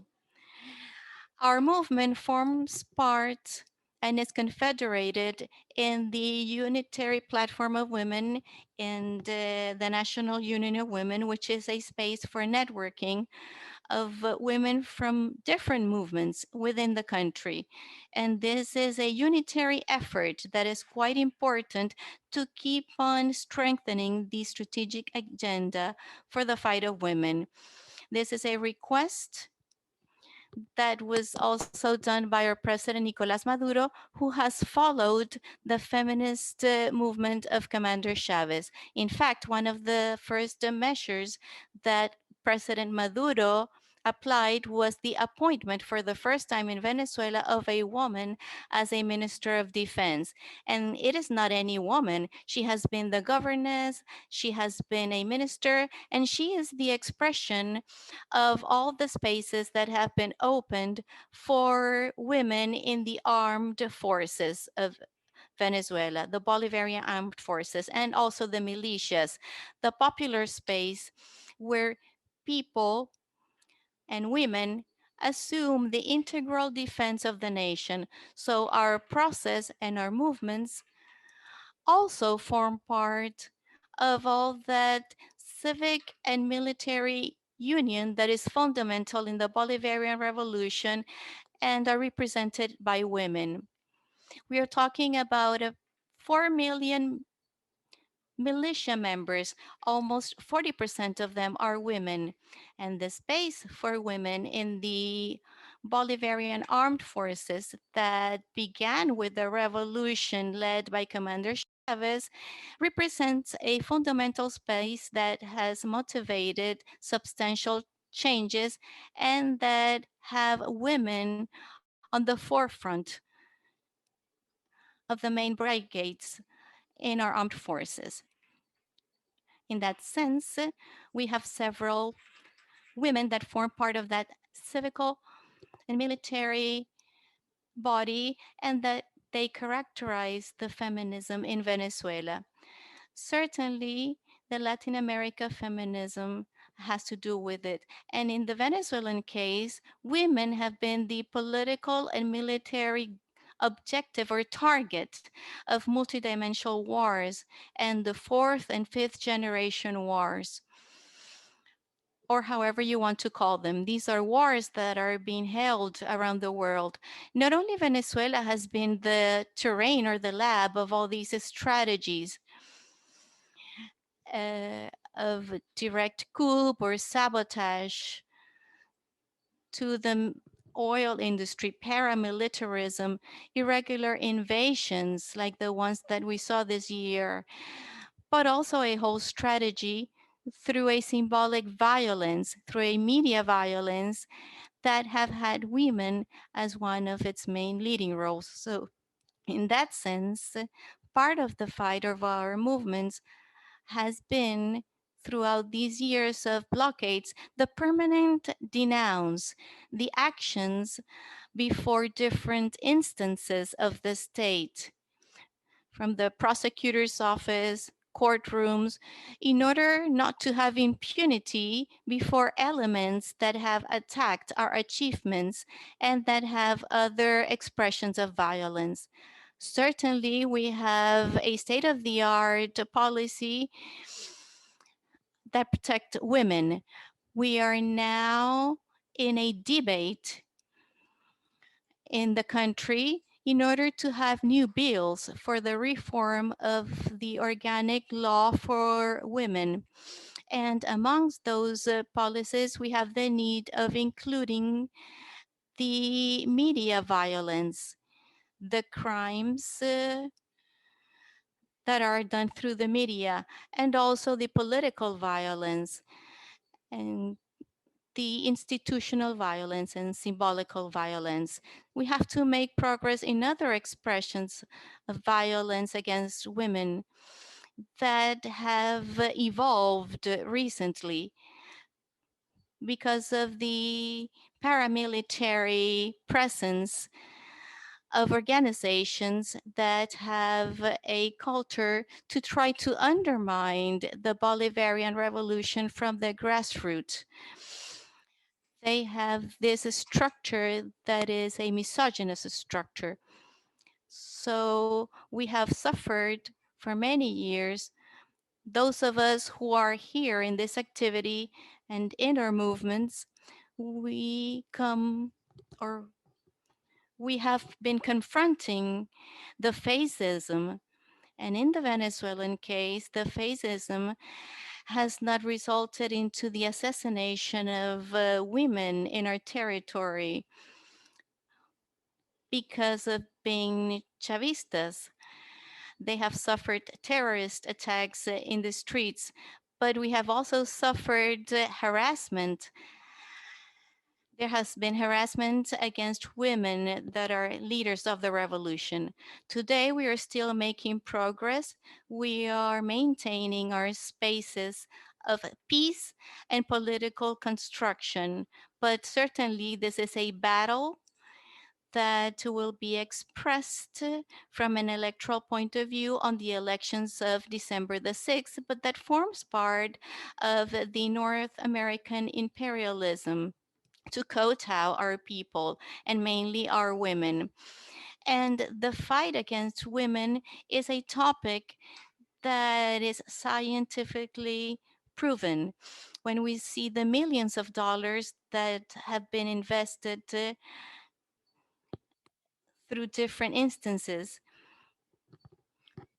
to attack the Venezuelan women because they represent the center and the key role of the Bolivarian revolution. In this sense, our movement also participates in different areas in our territory. We have diverse women who participate either in the communal councils, which are an important space of the popular power, where we are building the new dreams of the communal state. We still have challenges for the construction of the feminist socialism. That is a space where women also makes progress from a political point of view for equality and for political participation, which is one of our main desires in our agenda. Women have a high level of participation, 50 or 80% in the communities. And when this increases to other scenarios, the figure tends to lower. That is part of the patriarchy problem we must fight, and we must deepen our new culture that allow us to have a better co-responsibility to free women from the triple work. And we must work for a equalitarian society. Nevertheless, we have a significant participation in institutions nowadays with the process of candidates. We don't have the numbers that we wish, but we are making progress, and we hope that in the new National Assembly, we will have a higher number. During the last 5 years, our achievements have been paralyzed, and the production of new laws and new guarantees in the system of protections of women have been paralyzed due to the kidnapping of the Venezuelan right wing in that legislative power, which have been practically transformed into a Yankee basis. And we were not able to make process. They were practically against the achievements of the Venezuelan women. Because when we talk about laws and proposals that privatize households, for example, that affects women because they have been the ones that have been benefited from a national policy like Misión Vivienda Venezuela. More than 3,000 houses have been built, and they are still being built in spite of the sanctions and the blockade that result into crimes against humanity due to the way it has affected our family. When the right has proposed this internationally to assume this from loss from the legislative system for the social budget, this affects women because we are the ones that are mainly affected by a budget that is guaranteed by the Bolivarian Revolution. More than 74% has been dedicated to social investments. So our oil industry, where our women also participate, Many of them participate through the productive workers' councils. They are in the center of the dynamic, like in the controllership's office, and that undoubtedly affects women. And what we have reverted is that our main industry and our resources have been destined to decrease the gaps of inequality. And that has an impact on women. And that has impact on women when we say, when we talk about the feminization of poverty, because the poorest have always been, traditionally been women. So the revolution has allowed us to build all these alternatives. When we talk about the Bolivarian revolution and the different policies and what we do, well, we can tell you first-handedly all the story, because we are the ones who are building all these alternatives on the field. Our front also has been working in organization and production, because production is an overarching element of our movement ever since before the blockade. But with the blockade, of course, we have been compelled to be more creative. And women have always been at the center of the economy. We are the ones who guarantee our crops. We carry on, we carry forward all the cultures and crops of our seeds. We are at the avant-garde of all the communal processes, and we play a key role in our economy. And of course, we are also conducting many debates and reflections that are going to be taken into consideration by the next National Assembly, which will enable us to give women the property of the land they are working with.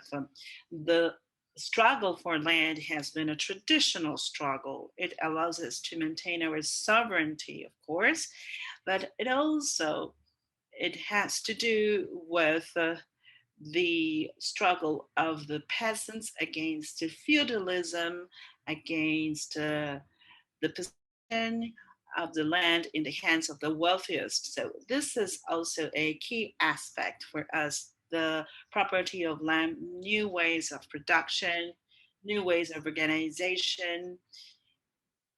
Because for us, feminism or socialist feminism is based in other values of solidarity, exchange, and an economy that will be based on something different from capitalism.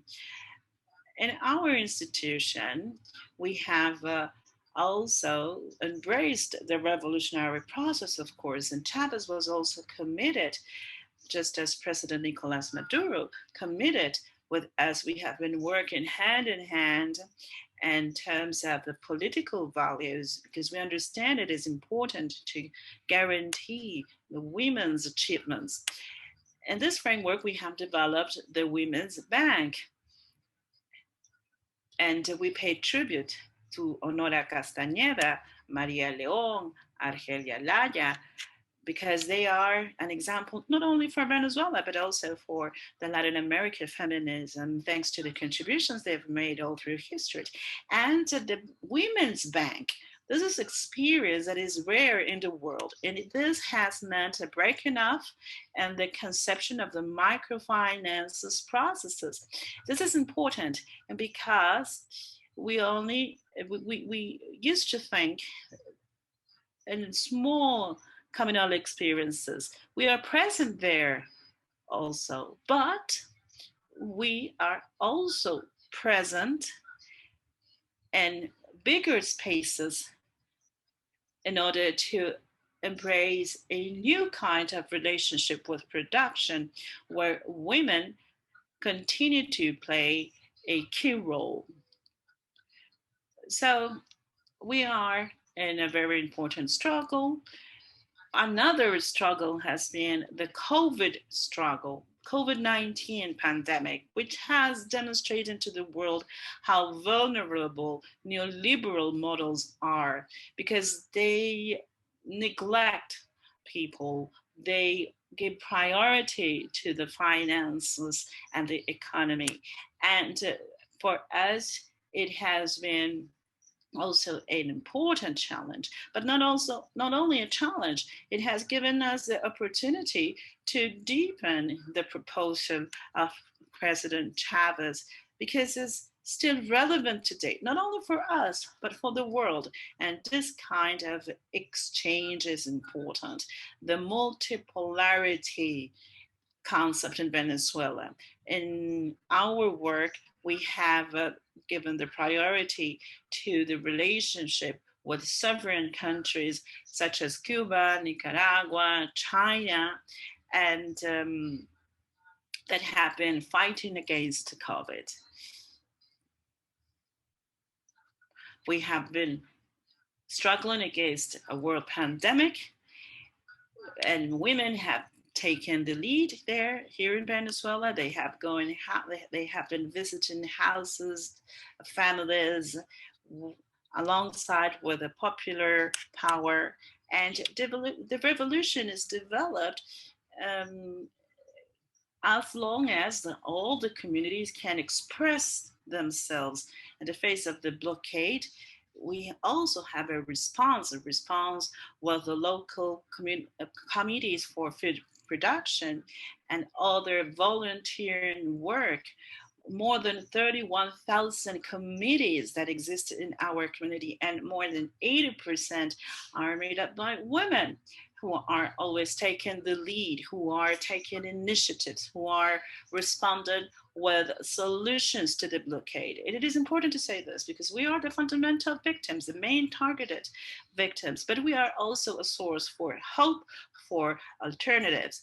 So this is how well our Venezuelan people have been formed and organized. Commander Chavez, of course, was a fundamental actor.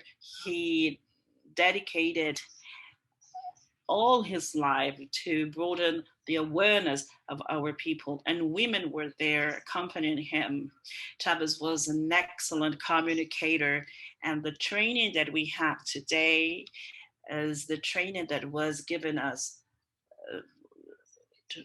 from Chavez, and which has helped us to resist in a victorious manner this criminal blockade. Women are activated, working with a lot of force for the forthcoming elections because we understand that the legislative is very important.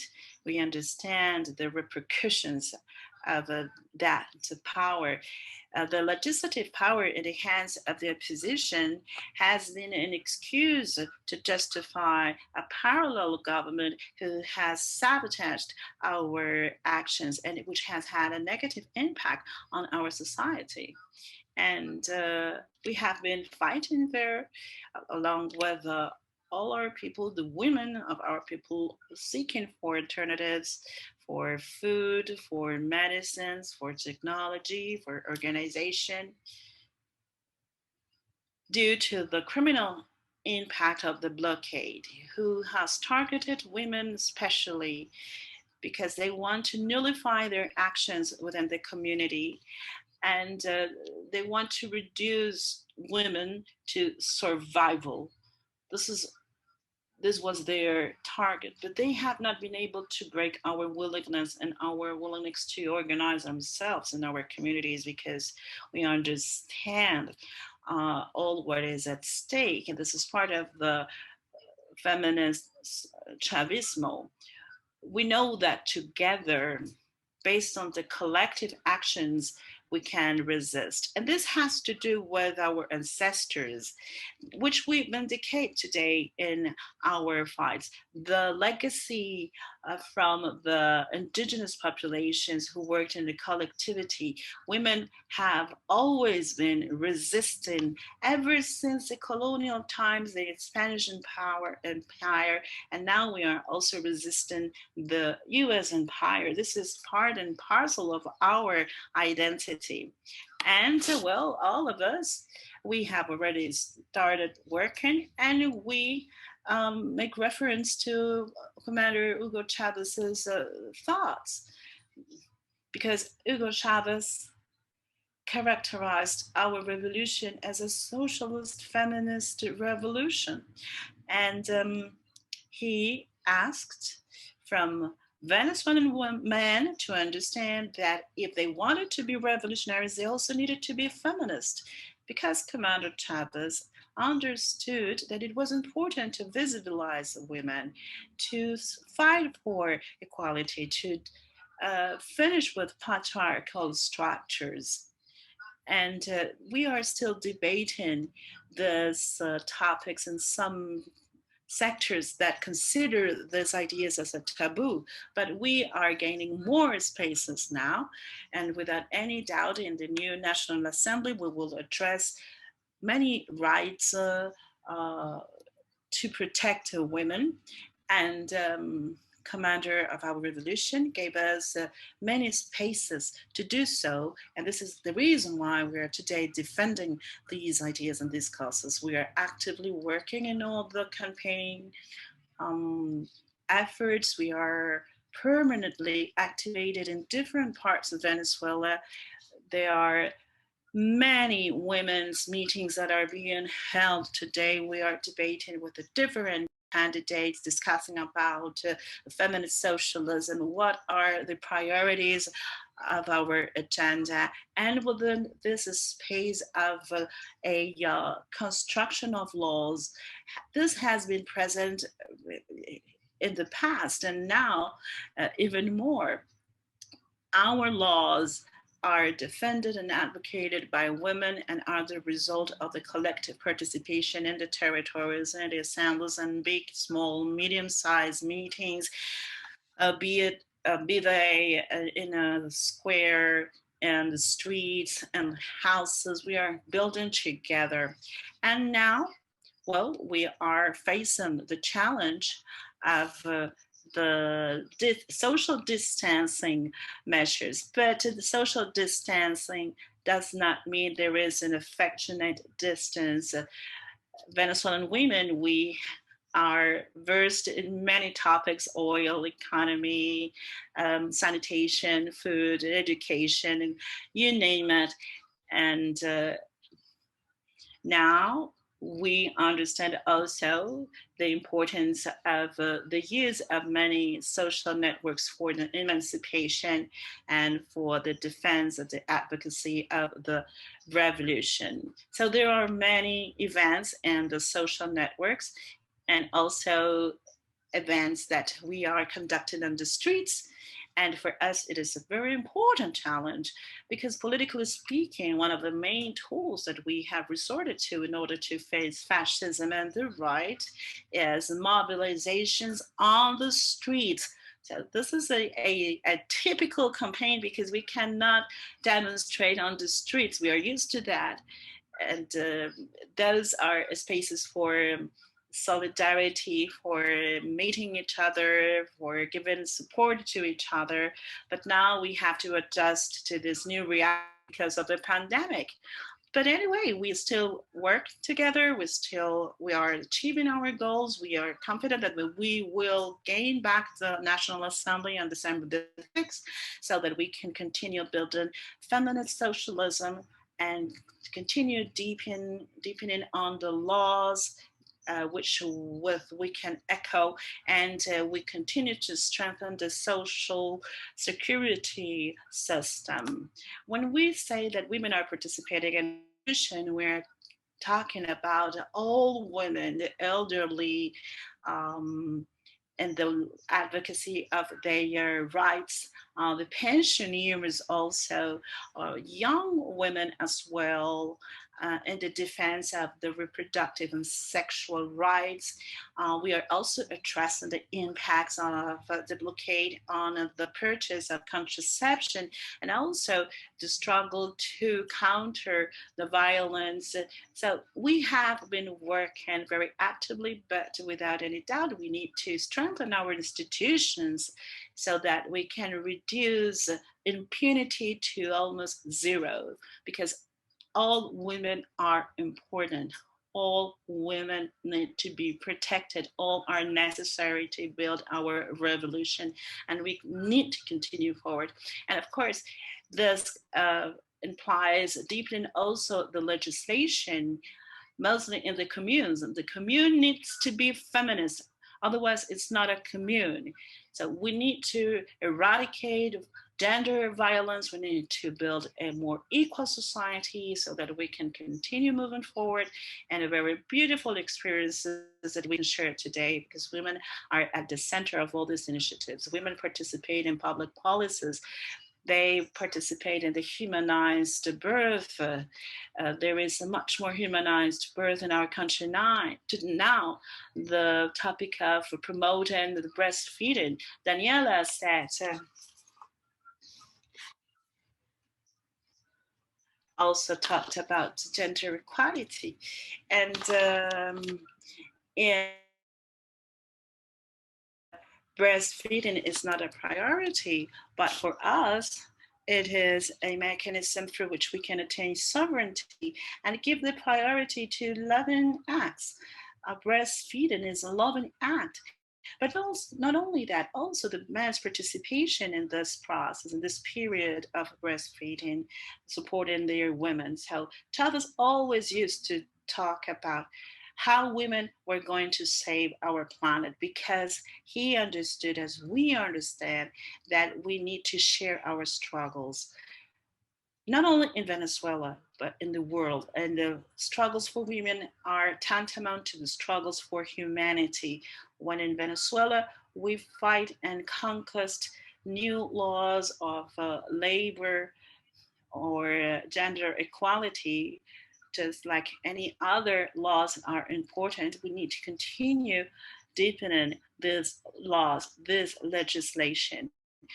And when we talk about these legislation, for instance, they lay off for men so that they can support their women while they are feeding their babies for 1 month or 2 months. We are talking about saving humanity.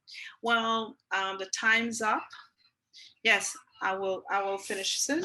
Well, we are talking about the man's right also to get in contact and in loving acts with their babies and their women, and to cooperate in the responsibility of raising children in our families.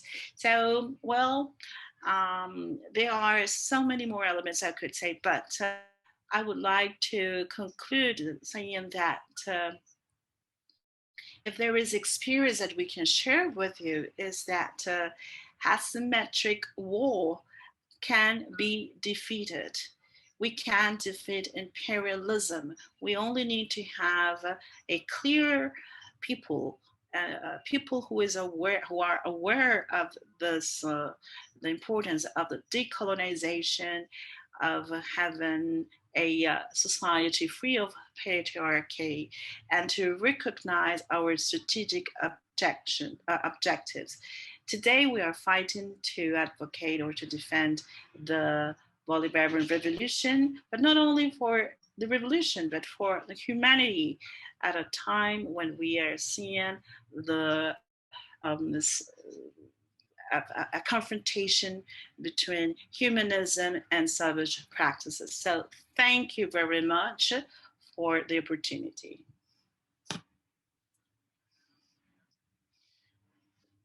Thank you for that presentation, which was so rich. And I apologize because I have to remind you that we have constraints of time.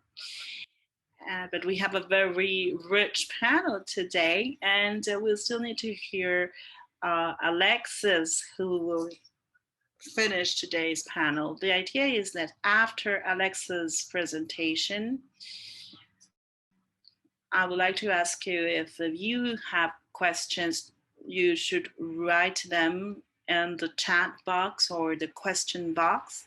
And then we will have a few minutes for the Q&A session. And I think that we will not have enough time to answer all the questions. They're very good questions. And maybe we will answer these questions in our next meeting or through other channels. We have shared the links of the different organizations in the chat box, so you can get in contact with them. Before I give the floor to Alexis, I would like to say that we have 44 people following us through Zoom, and for YouTube, we have greetings from South Africa, Canada, Mexico, Ecuador, Australia, Brazil, and from China. 1,833 people are following us from China. So greetings to all of you in the framework of this 6th meeting on the feminist struggles. So without further ado, I'm going to give the floor to Alexis. He's a militant for the cause for the rights of the LGBTQ movement. You have the floor, Alexis. Can you hear me? Yes.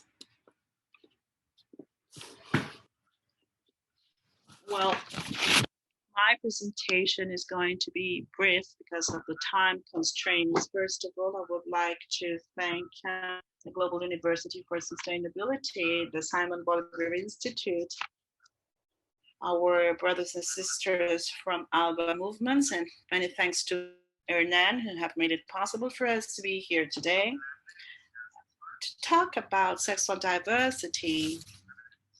Is tantamount to talking about what happened before Chavez and after Chavez, or before the revolution and after the revolution. Before the revolution, we had a law called the law of criminals, and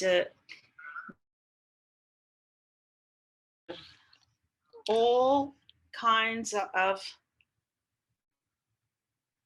sorry, we cannot hear him well. This law penalized all kinds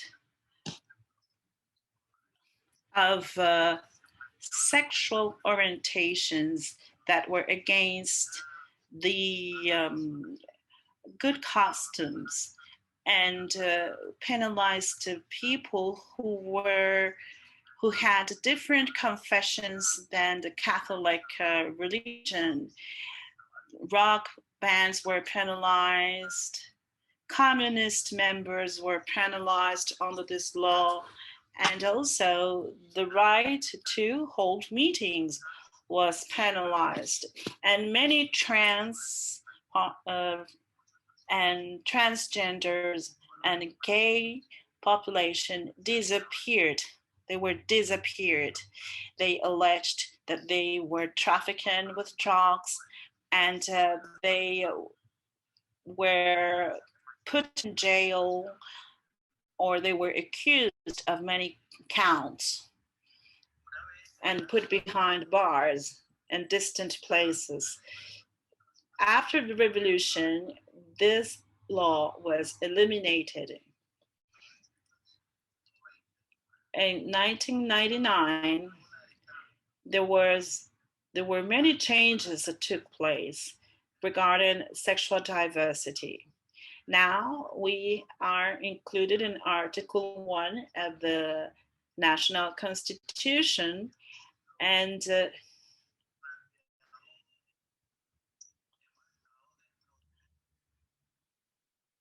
we have also been taken into consideration within 12 national acts.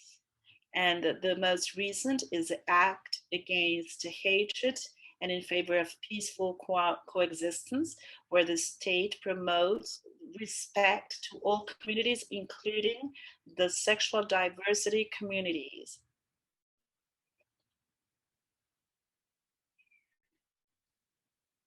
There have been 15 municipal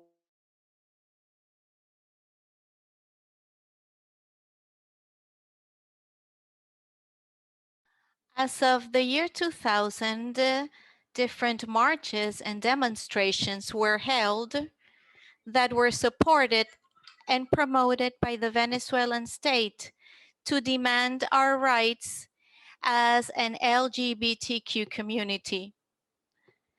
We have had 5 experiences and offices to assist these people.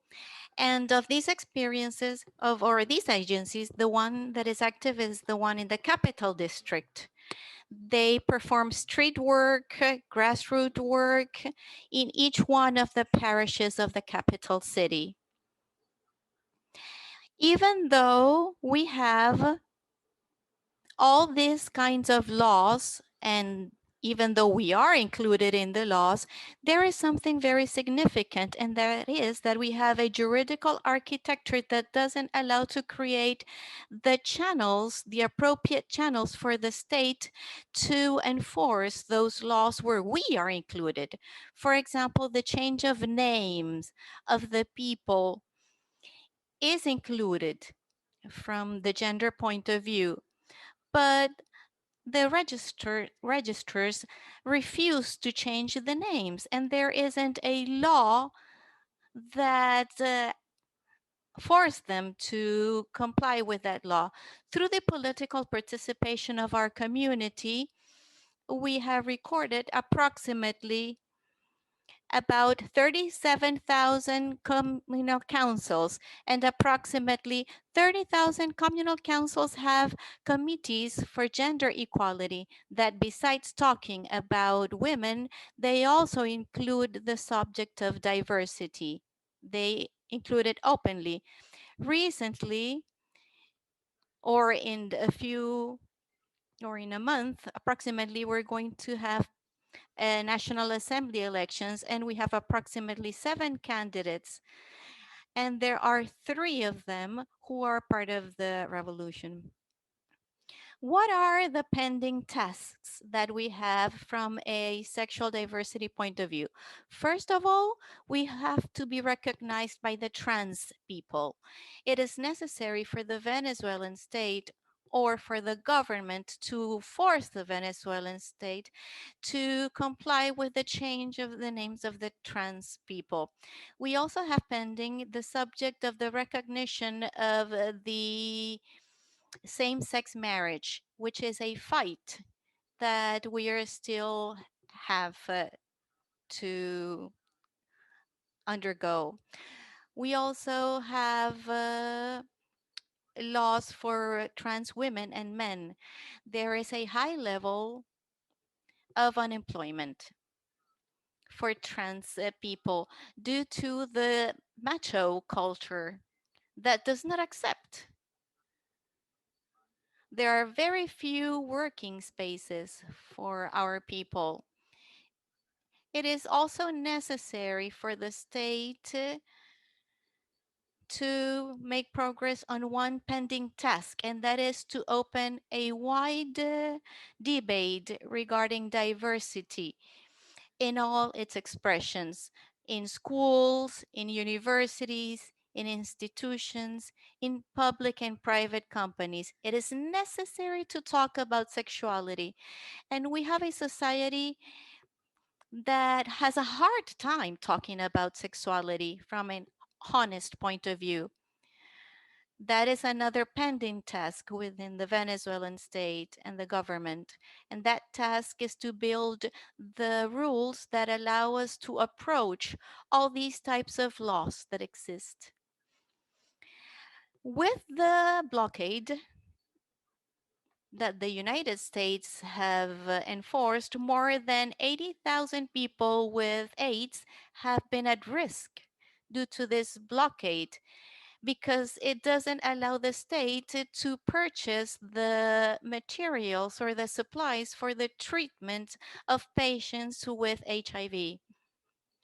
All the treatments, all the work of this epidemic is being worked through the World Health Organization and the Pan American Organization. Through them, the Venezuelan state has been able to purchase the medications, all the medications, both for the preventions of HIV and the prevention of other kinds of disease. The country, on the other hand, has not been able to transfer anything to the pharmaceutical companies simply because the blockade does not allow it to. So we have that risk situation. With regards to the pandemic, at present times, this situation has intensified from a sexual diversity point of view, such as the trans women who are homeless. They are raped, they are beaten, and even though we have a regulation from the Ministry of Internal Affairs, Justice and Peace, where they talk about the treatment that should be given to people with these sexual conditions, um, many policemen simply overlook that obligation. On the other hand, we have the problem of the pandemic.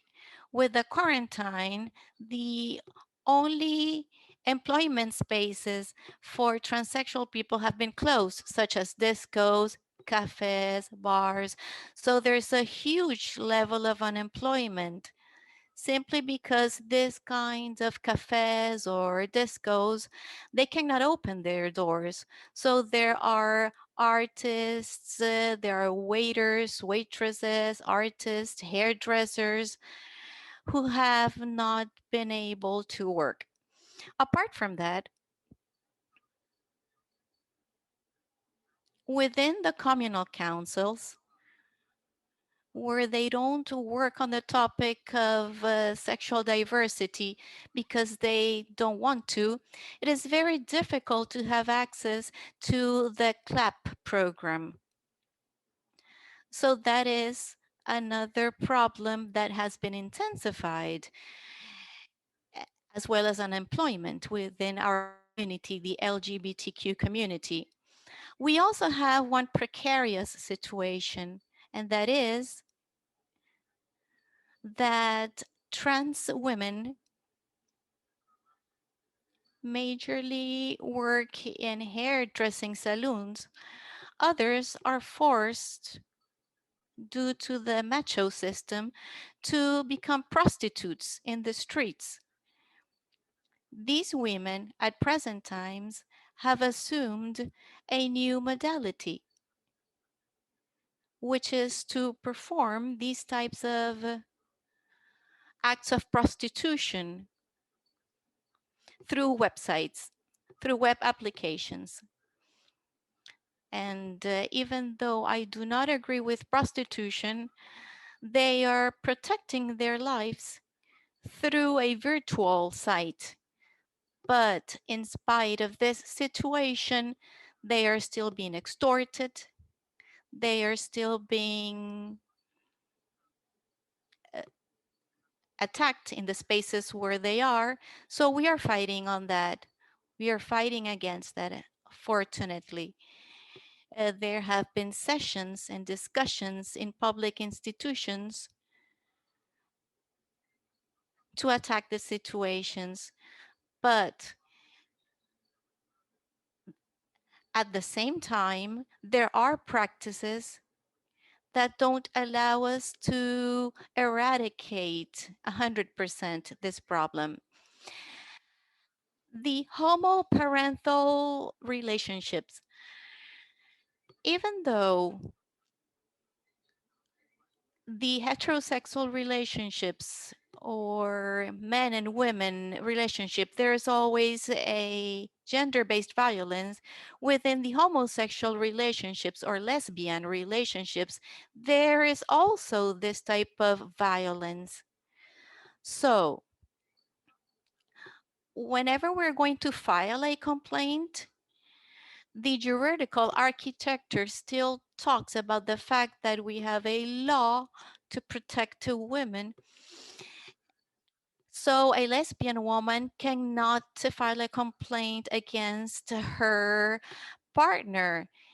Even though she has complied with all the requirements of the law doesn't allow people from the same sex to file those complaints. Women who could have that access or could have that right, they simply don't. We have had many positive results during the Bolivarian revolutions. We have had many progresses. For example, the revolution, the Bolivarian revolutions opens sessions, and we have passed bills, but there are other governments, right-wing governments. We had the anti-butterfly plan, for example. The purpose of that plan was to swipe from the street the homosexual people, the lesbians, and the transsexual people, to swipe them off the street, to prohibit. They went into the discotheques and made raids. And in the Bolivarian framework, we have tried to have the participation of our friends, of those of us who form part of the LGBTQ community. Well, I hope that you liked my presentation, and thank you very much.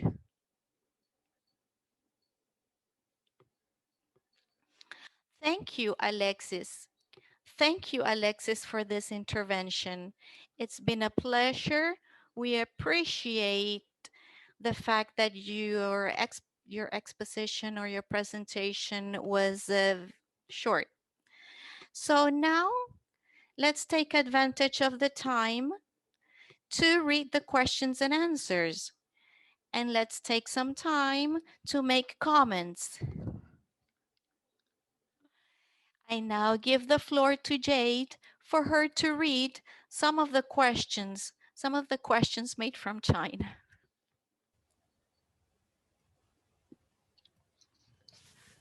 Thank you, Hernan. I have two questions for our panelists. The first one is particularly for Daniella Inojosa.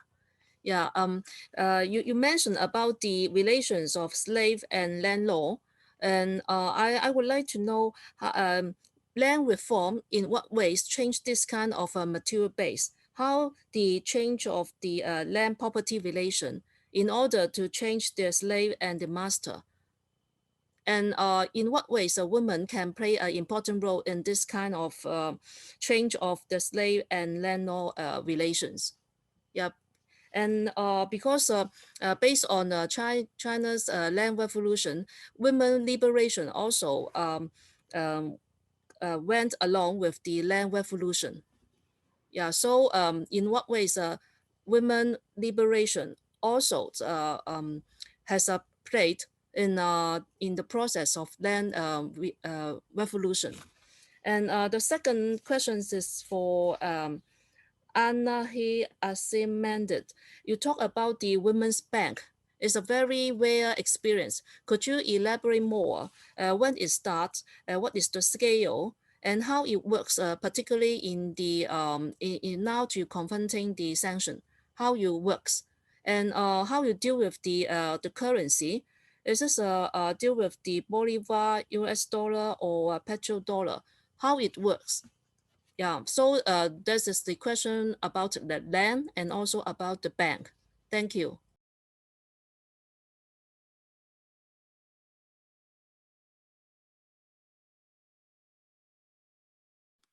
Thank you very much for the questions from China. And I'd like to remind you that we have over 1,800 people in streaming with us today. I'm going to read some of the questions from the chat box. We had greetings from Brazil and Argentina that I did not mention before in the list of the countries that I mentioned previously.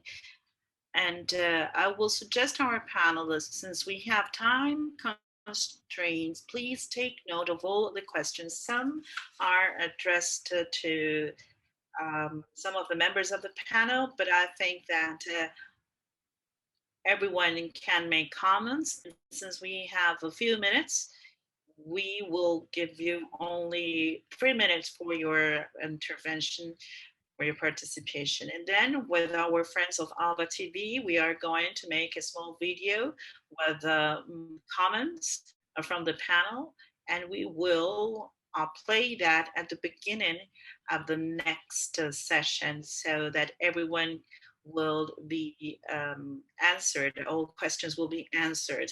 This is a way in which we can also continue the debate during the next session. So today you are just going to give the priority to some of the most important elements, and later on we will make a video where you will make more comments. So the first question is a question asked to Daniella. What, or if there are difficulties of the women's organization, and if Daniella believes that there is more organization in women with the participation of the elderly and the youngest women. And another question is, do you consider that you need to include the thinking and the feminist action in the syllabus of the educational systems? And also, what are the challenges of the feminist movement in order to achieve the objective? This is a question for Danmarys. What are the challenges? And they also ask if you consider that the gender equality level is satisfactory in Venezuela today. Another question is, what is the average of children per couple in Venezuela? And what is the percentage of women holding authority functions in the communes? Well, probably we do not have the stats, but I asked the question anyway to our colleagues.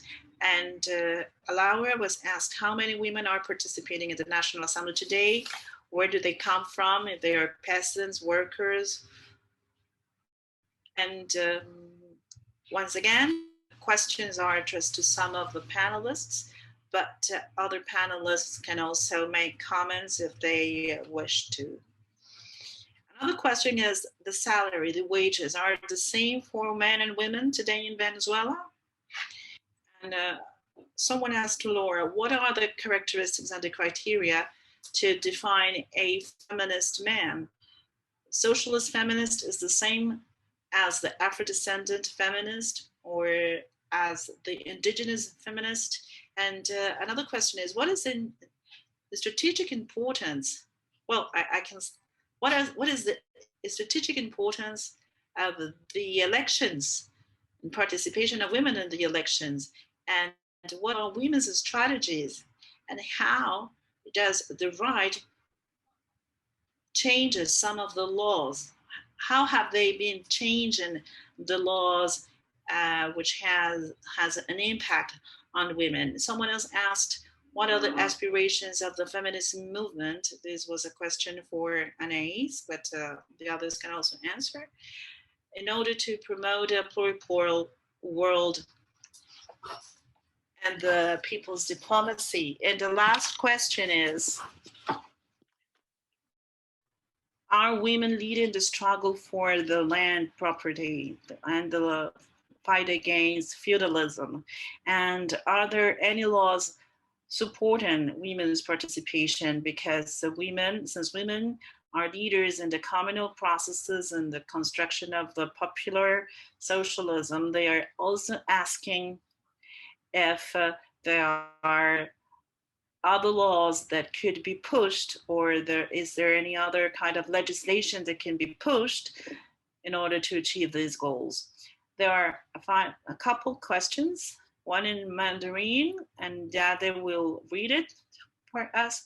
And the last question is for Laura, how to make progress in the political parity law, and where can we find more information about this bill? So I will ask now Jade to read the question that is written in Mandarin, and then the panelists will have 3 minutes to answer. As I said, there are many questions, and it's difficult that in only 3 minutes to answer to all of them, but to try to summarize. And then we will make a video from each one of you, and we will open next week's session with that video. David, can you please read the last question that we have in the chat, which is written in Mandarin? Yeah, it's the question is about how the LGBT is considered in Venezuela society, how it relates to the marriage and the with equality.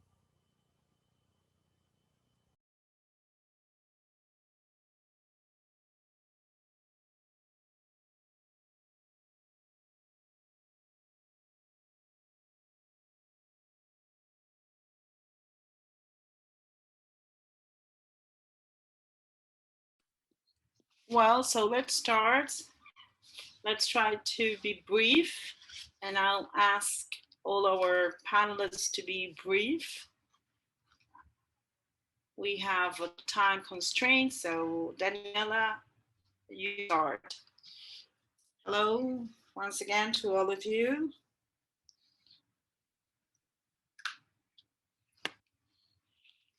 I wanted to ask some of the questions, but mainly the questions pertaining to the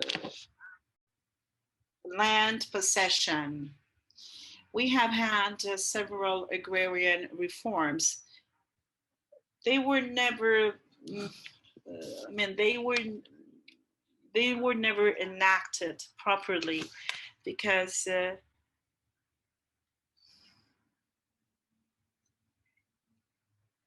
there were no policies to support the purchase of seeds, or there was no support for the small farmers. So obviously they were compelled to sell their production to the landowners. Now, the new law was enacted in 2002. It is the result of the 1999 Constitution, and it includes policies to support the small peasants, the small farmers, cooperatives, when they started to create the cooperatives and started recuperating the lands. Of course, the landowners in Venezuela have not accepted this law, and many peasants have been killed in the struggle for the land. Women were not participating or were not foreseen in the law. In spite of their participation in the territories, it has been very difficult due to the machismo that is pretty much present in our society to be acknowledged as a possessor of the land, to give the ownership to the land to women. But we have been making some progress there. And very quickly, you have one more minute to round up your idea. Yes, in terms of the women's organization, well, but as I said before, you can make a video in order to answer all the questions. Yes, but I am going to summarize. I'm going to answer to the question of the syllabus and the feminist topics included in the syllabus of the universities. We have had not the chance to do it so yet. There is no gender perspective in any of the university careers. There are some women's institutions or women's centers within the universities, but so far there are no careers with the gender perspective. There are no syllabus including the gender perspective so far. So this means that men continue to exercise a power over women, such as doctors or lawyers, that do not understand the discrimination against women before the law. It means that there are very old laws that include terms like the honor and other kinds of honor, the man's honor, of course, because honor is a masculine concept. So I think that there are many challenges posed to us in terms of our legislation, which is to push from the feminist movements to new reforms, to the reconstruction of the legal Venezuelan framework, so that it includes the gender perspective, so that it also push forward this cause in the scholarship and the scholars and the universities, so that everybody understands the needs and the historical discrimination inflicted against women, against Afro-descendants, against indigenous women populations, and the class distinctions that need to be visibilized in all the different careers. So there is not a power relationship established there against the women population. So thank you. Amazing presentation. Let us now listen to our dear friend Laura Franco. Yes, well, I wanted to say, because I couldn't mention it during my intervention, is that the idea of the feminist socialism is quite wide. The feminist socialism that we built in Venezuela has rescued a whole history of the Latin America feminism, which is marked by the class conditions, by ethnic conditions, by all the things that we recognize that must be in conjunction, because we are an oppressed sector. So in this sense, in the Venezuelan feminism, we incorporate the recognition to these expressions of the Black feminism, the indigenous feminisms, because feminism is includes a wide range of groups. There are even some friends, women in our country, who vindicate by organizing themselves in their communities. They are Black women, African descendants that don't raise the flag of feminism, but the historical construction of the feminist socialism integrates all of them, all those expressions of feminism. I want to tell them that today in the National Assembly, the representation of women is 17.9%. It's one of the lowest one in the histories of representation in the national parliament. And this, of course, becomes a challenge for the upcoming elections of December the 6th. In order to end, I would like to say that we are making an effort. The National Electoral Council is making an effort to call for equality and political parity for the postulations of all the political parties for these elections of December the 6th. So this leads us to believe that it is possible that we will modify the participation of women in this new period of the National Assembly, where the Bolivarian Revolution is going to win and whose candidates are indeed fighting for the expressions of the local sectors. We have candidates of sexual diversity, we have comuneras, we have adult candidates, elderly candidates.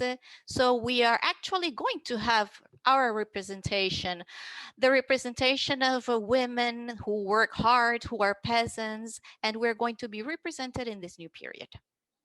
Thank you, Laura. Let us now quickly listen to our friend Danmarys. Excuse me, because I missed the order, but let's listen to Danmarys. It's okay, no problem. 2 minutes is too little, but well, basically, what difficulties we are crossing or we're going through within the pandemic? Well, the fact that we cannot re-encounter the lack of that hug that we give each other to feed each other in favor of the feminist fight. This has been very hard for us during the pandemic. However, there are tools like this tool that allow us to encounter. And I believe that one of the main achievements is one of the laws that we have within the laws of Commander Chavez, and that was his recognition of women as a main pillar of the revolution. They were asking us that from the wage point of view and from the employment point of view, if there was equality between the wages of men and women, and the answer is yes.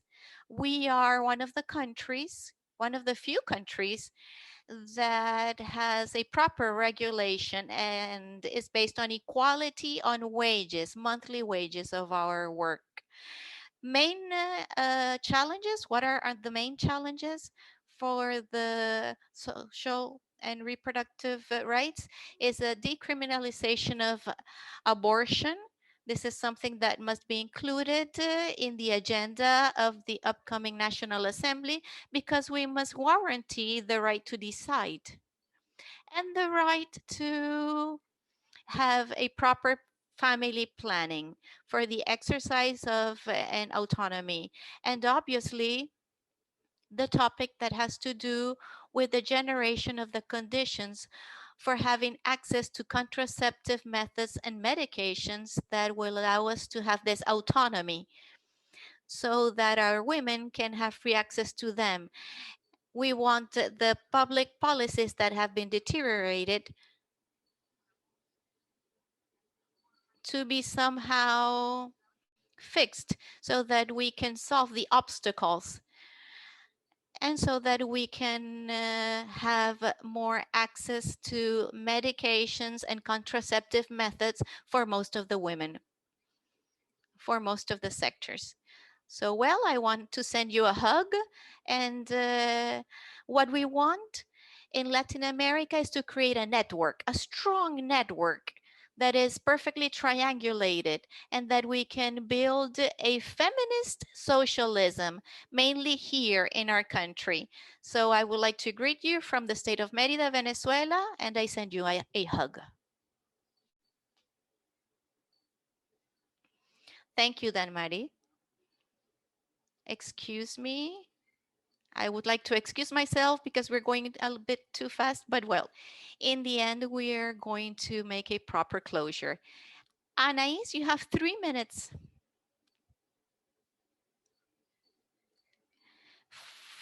Well, there are many questions about the laws, and I believe that we must mention that the Constitution of the Bolivarian Republic of Venezuela, when Chavez won the revolution, he did not offer during his campaign the distribution of food. He talked about the National Constituent Assembly, and that includes all sectors, including women, and that is why we were able to create a constitution with equality in genders. We have Article 88, which recognizes the work of women in their households. So the constitution of the Bolivarian Republic of Venezuela is one of the fewest ones in the world that was approved through a popular referendum with 78%. That marks a culture of a country. Today, everyone knows about the loss of this country. We had a second National Constituent Assembly, and our legislations therefore express the feeling of the popular power. Sometimes, certainly, we cannot achieve everything we want. Nevertheless, that is an important thing to fight and to build in the street, and that is what we have done. Because this is a transversal population. That is why there isn't a law where we are not included and where the gender is not included. So that is our relationship. So that is why the legislative power has a fundamental role, not only for the laws, but also for the debates and the political debate. Because sometimes there are many topics about sexuality. Those are taboos. Nevertheless, the debate helps make a change. So we still have laws that are a bit old, of course, and they have to be changed, and they are transversal. But that is what we want to do in the feminist socialism. Why is internationalism so important? Well, because we have lived firsthand the coup d'etat against our commander Chavez, whom we rescued in 48 hours. Uh, Also the censorship, etc. So we have learned the importance of solidarity. We are creating institutions, spaces. Today, Venezuelan citizens are much more active internationally because we understand that we can make progress within a common agenda, with a common struggle agenda, because the eradication of the gender violation is something important. And even though there is a patriarchy wave that is attacking us, it is important for us to take into account these international topics and the multipolarity.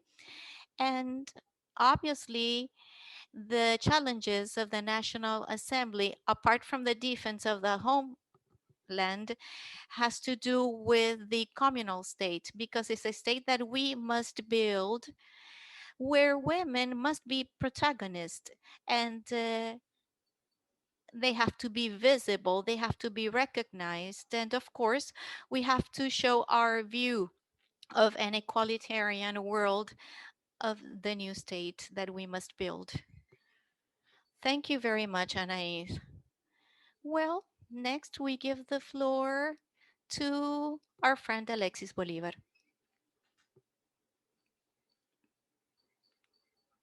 Thank you.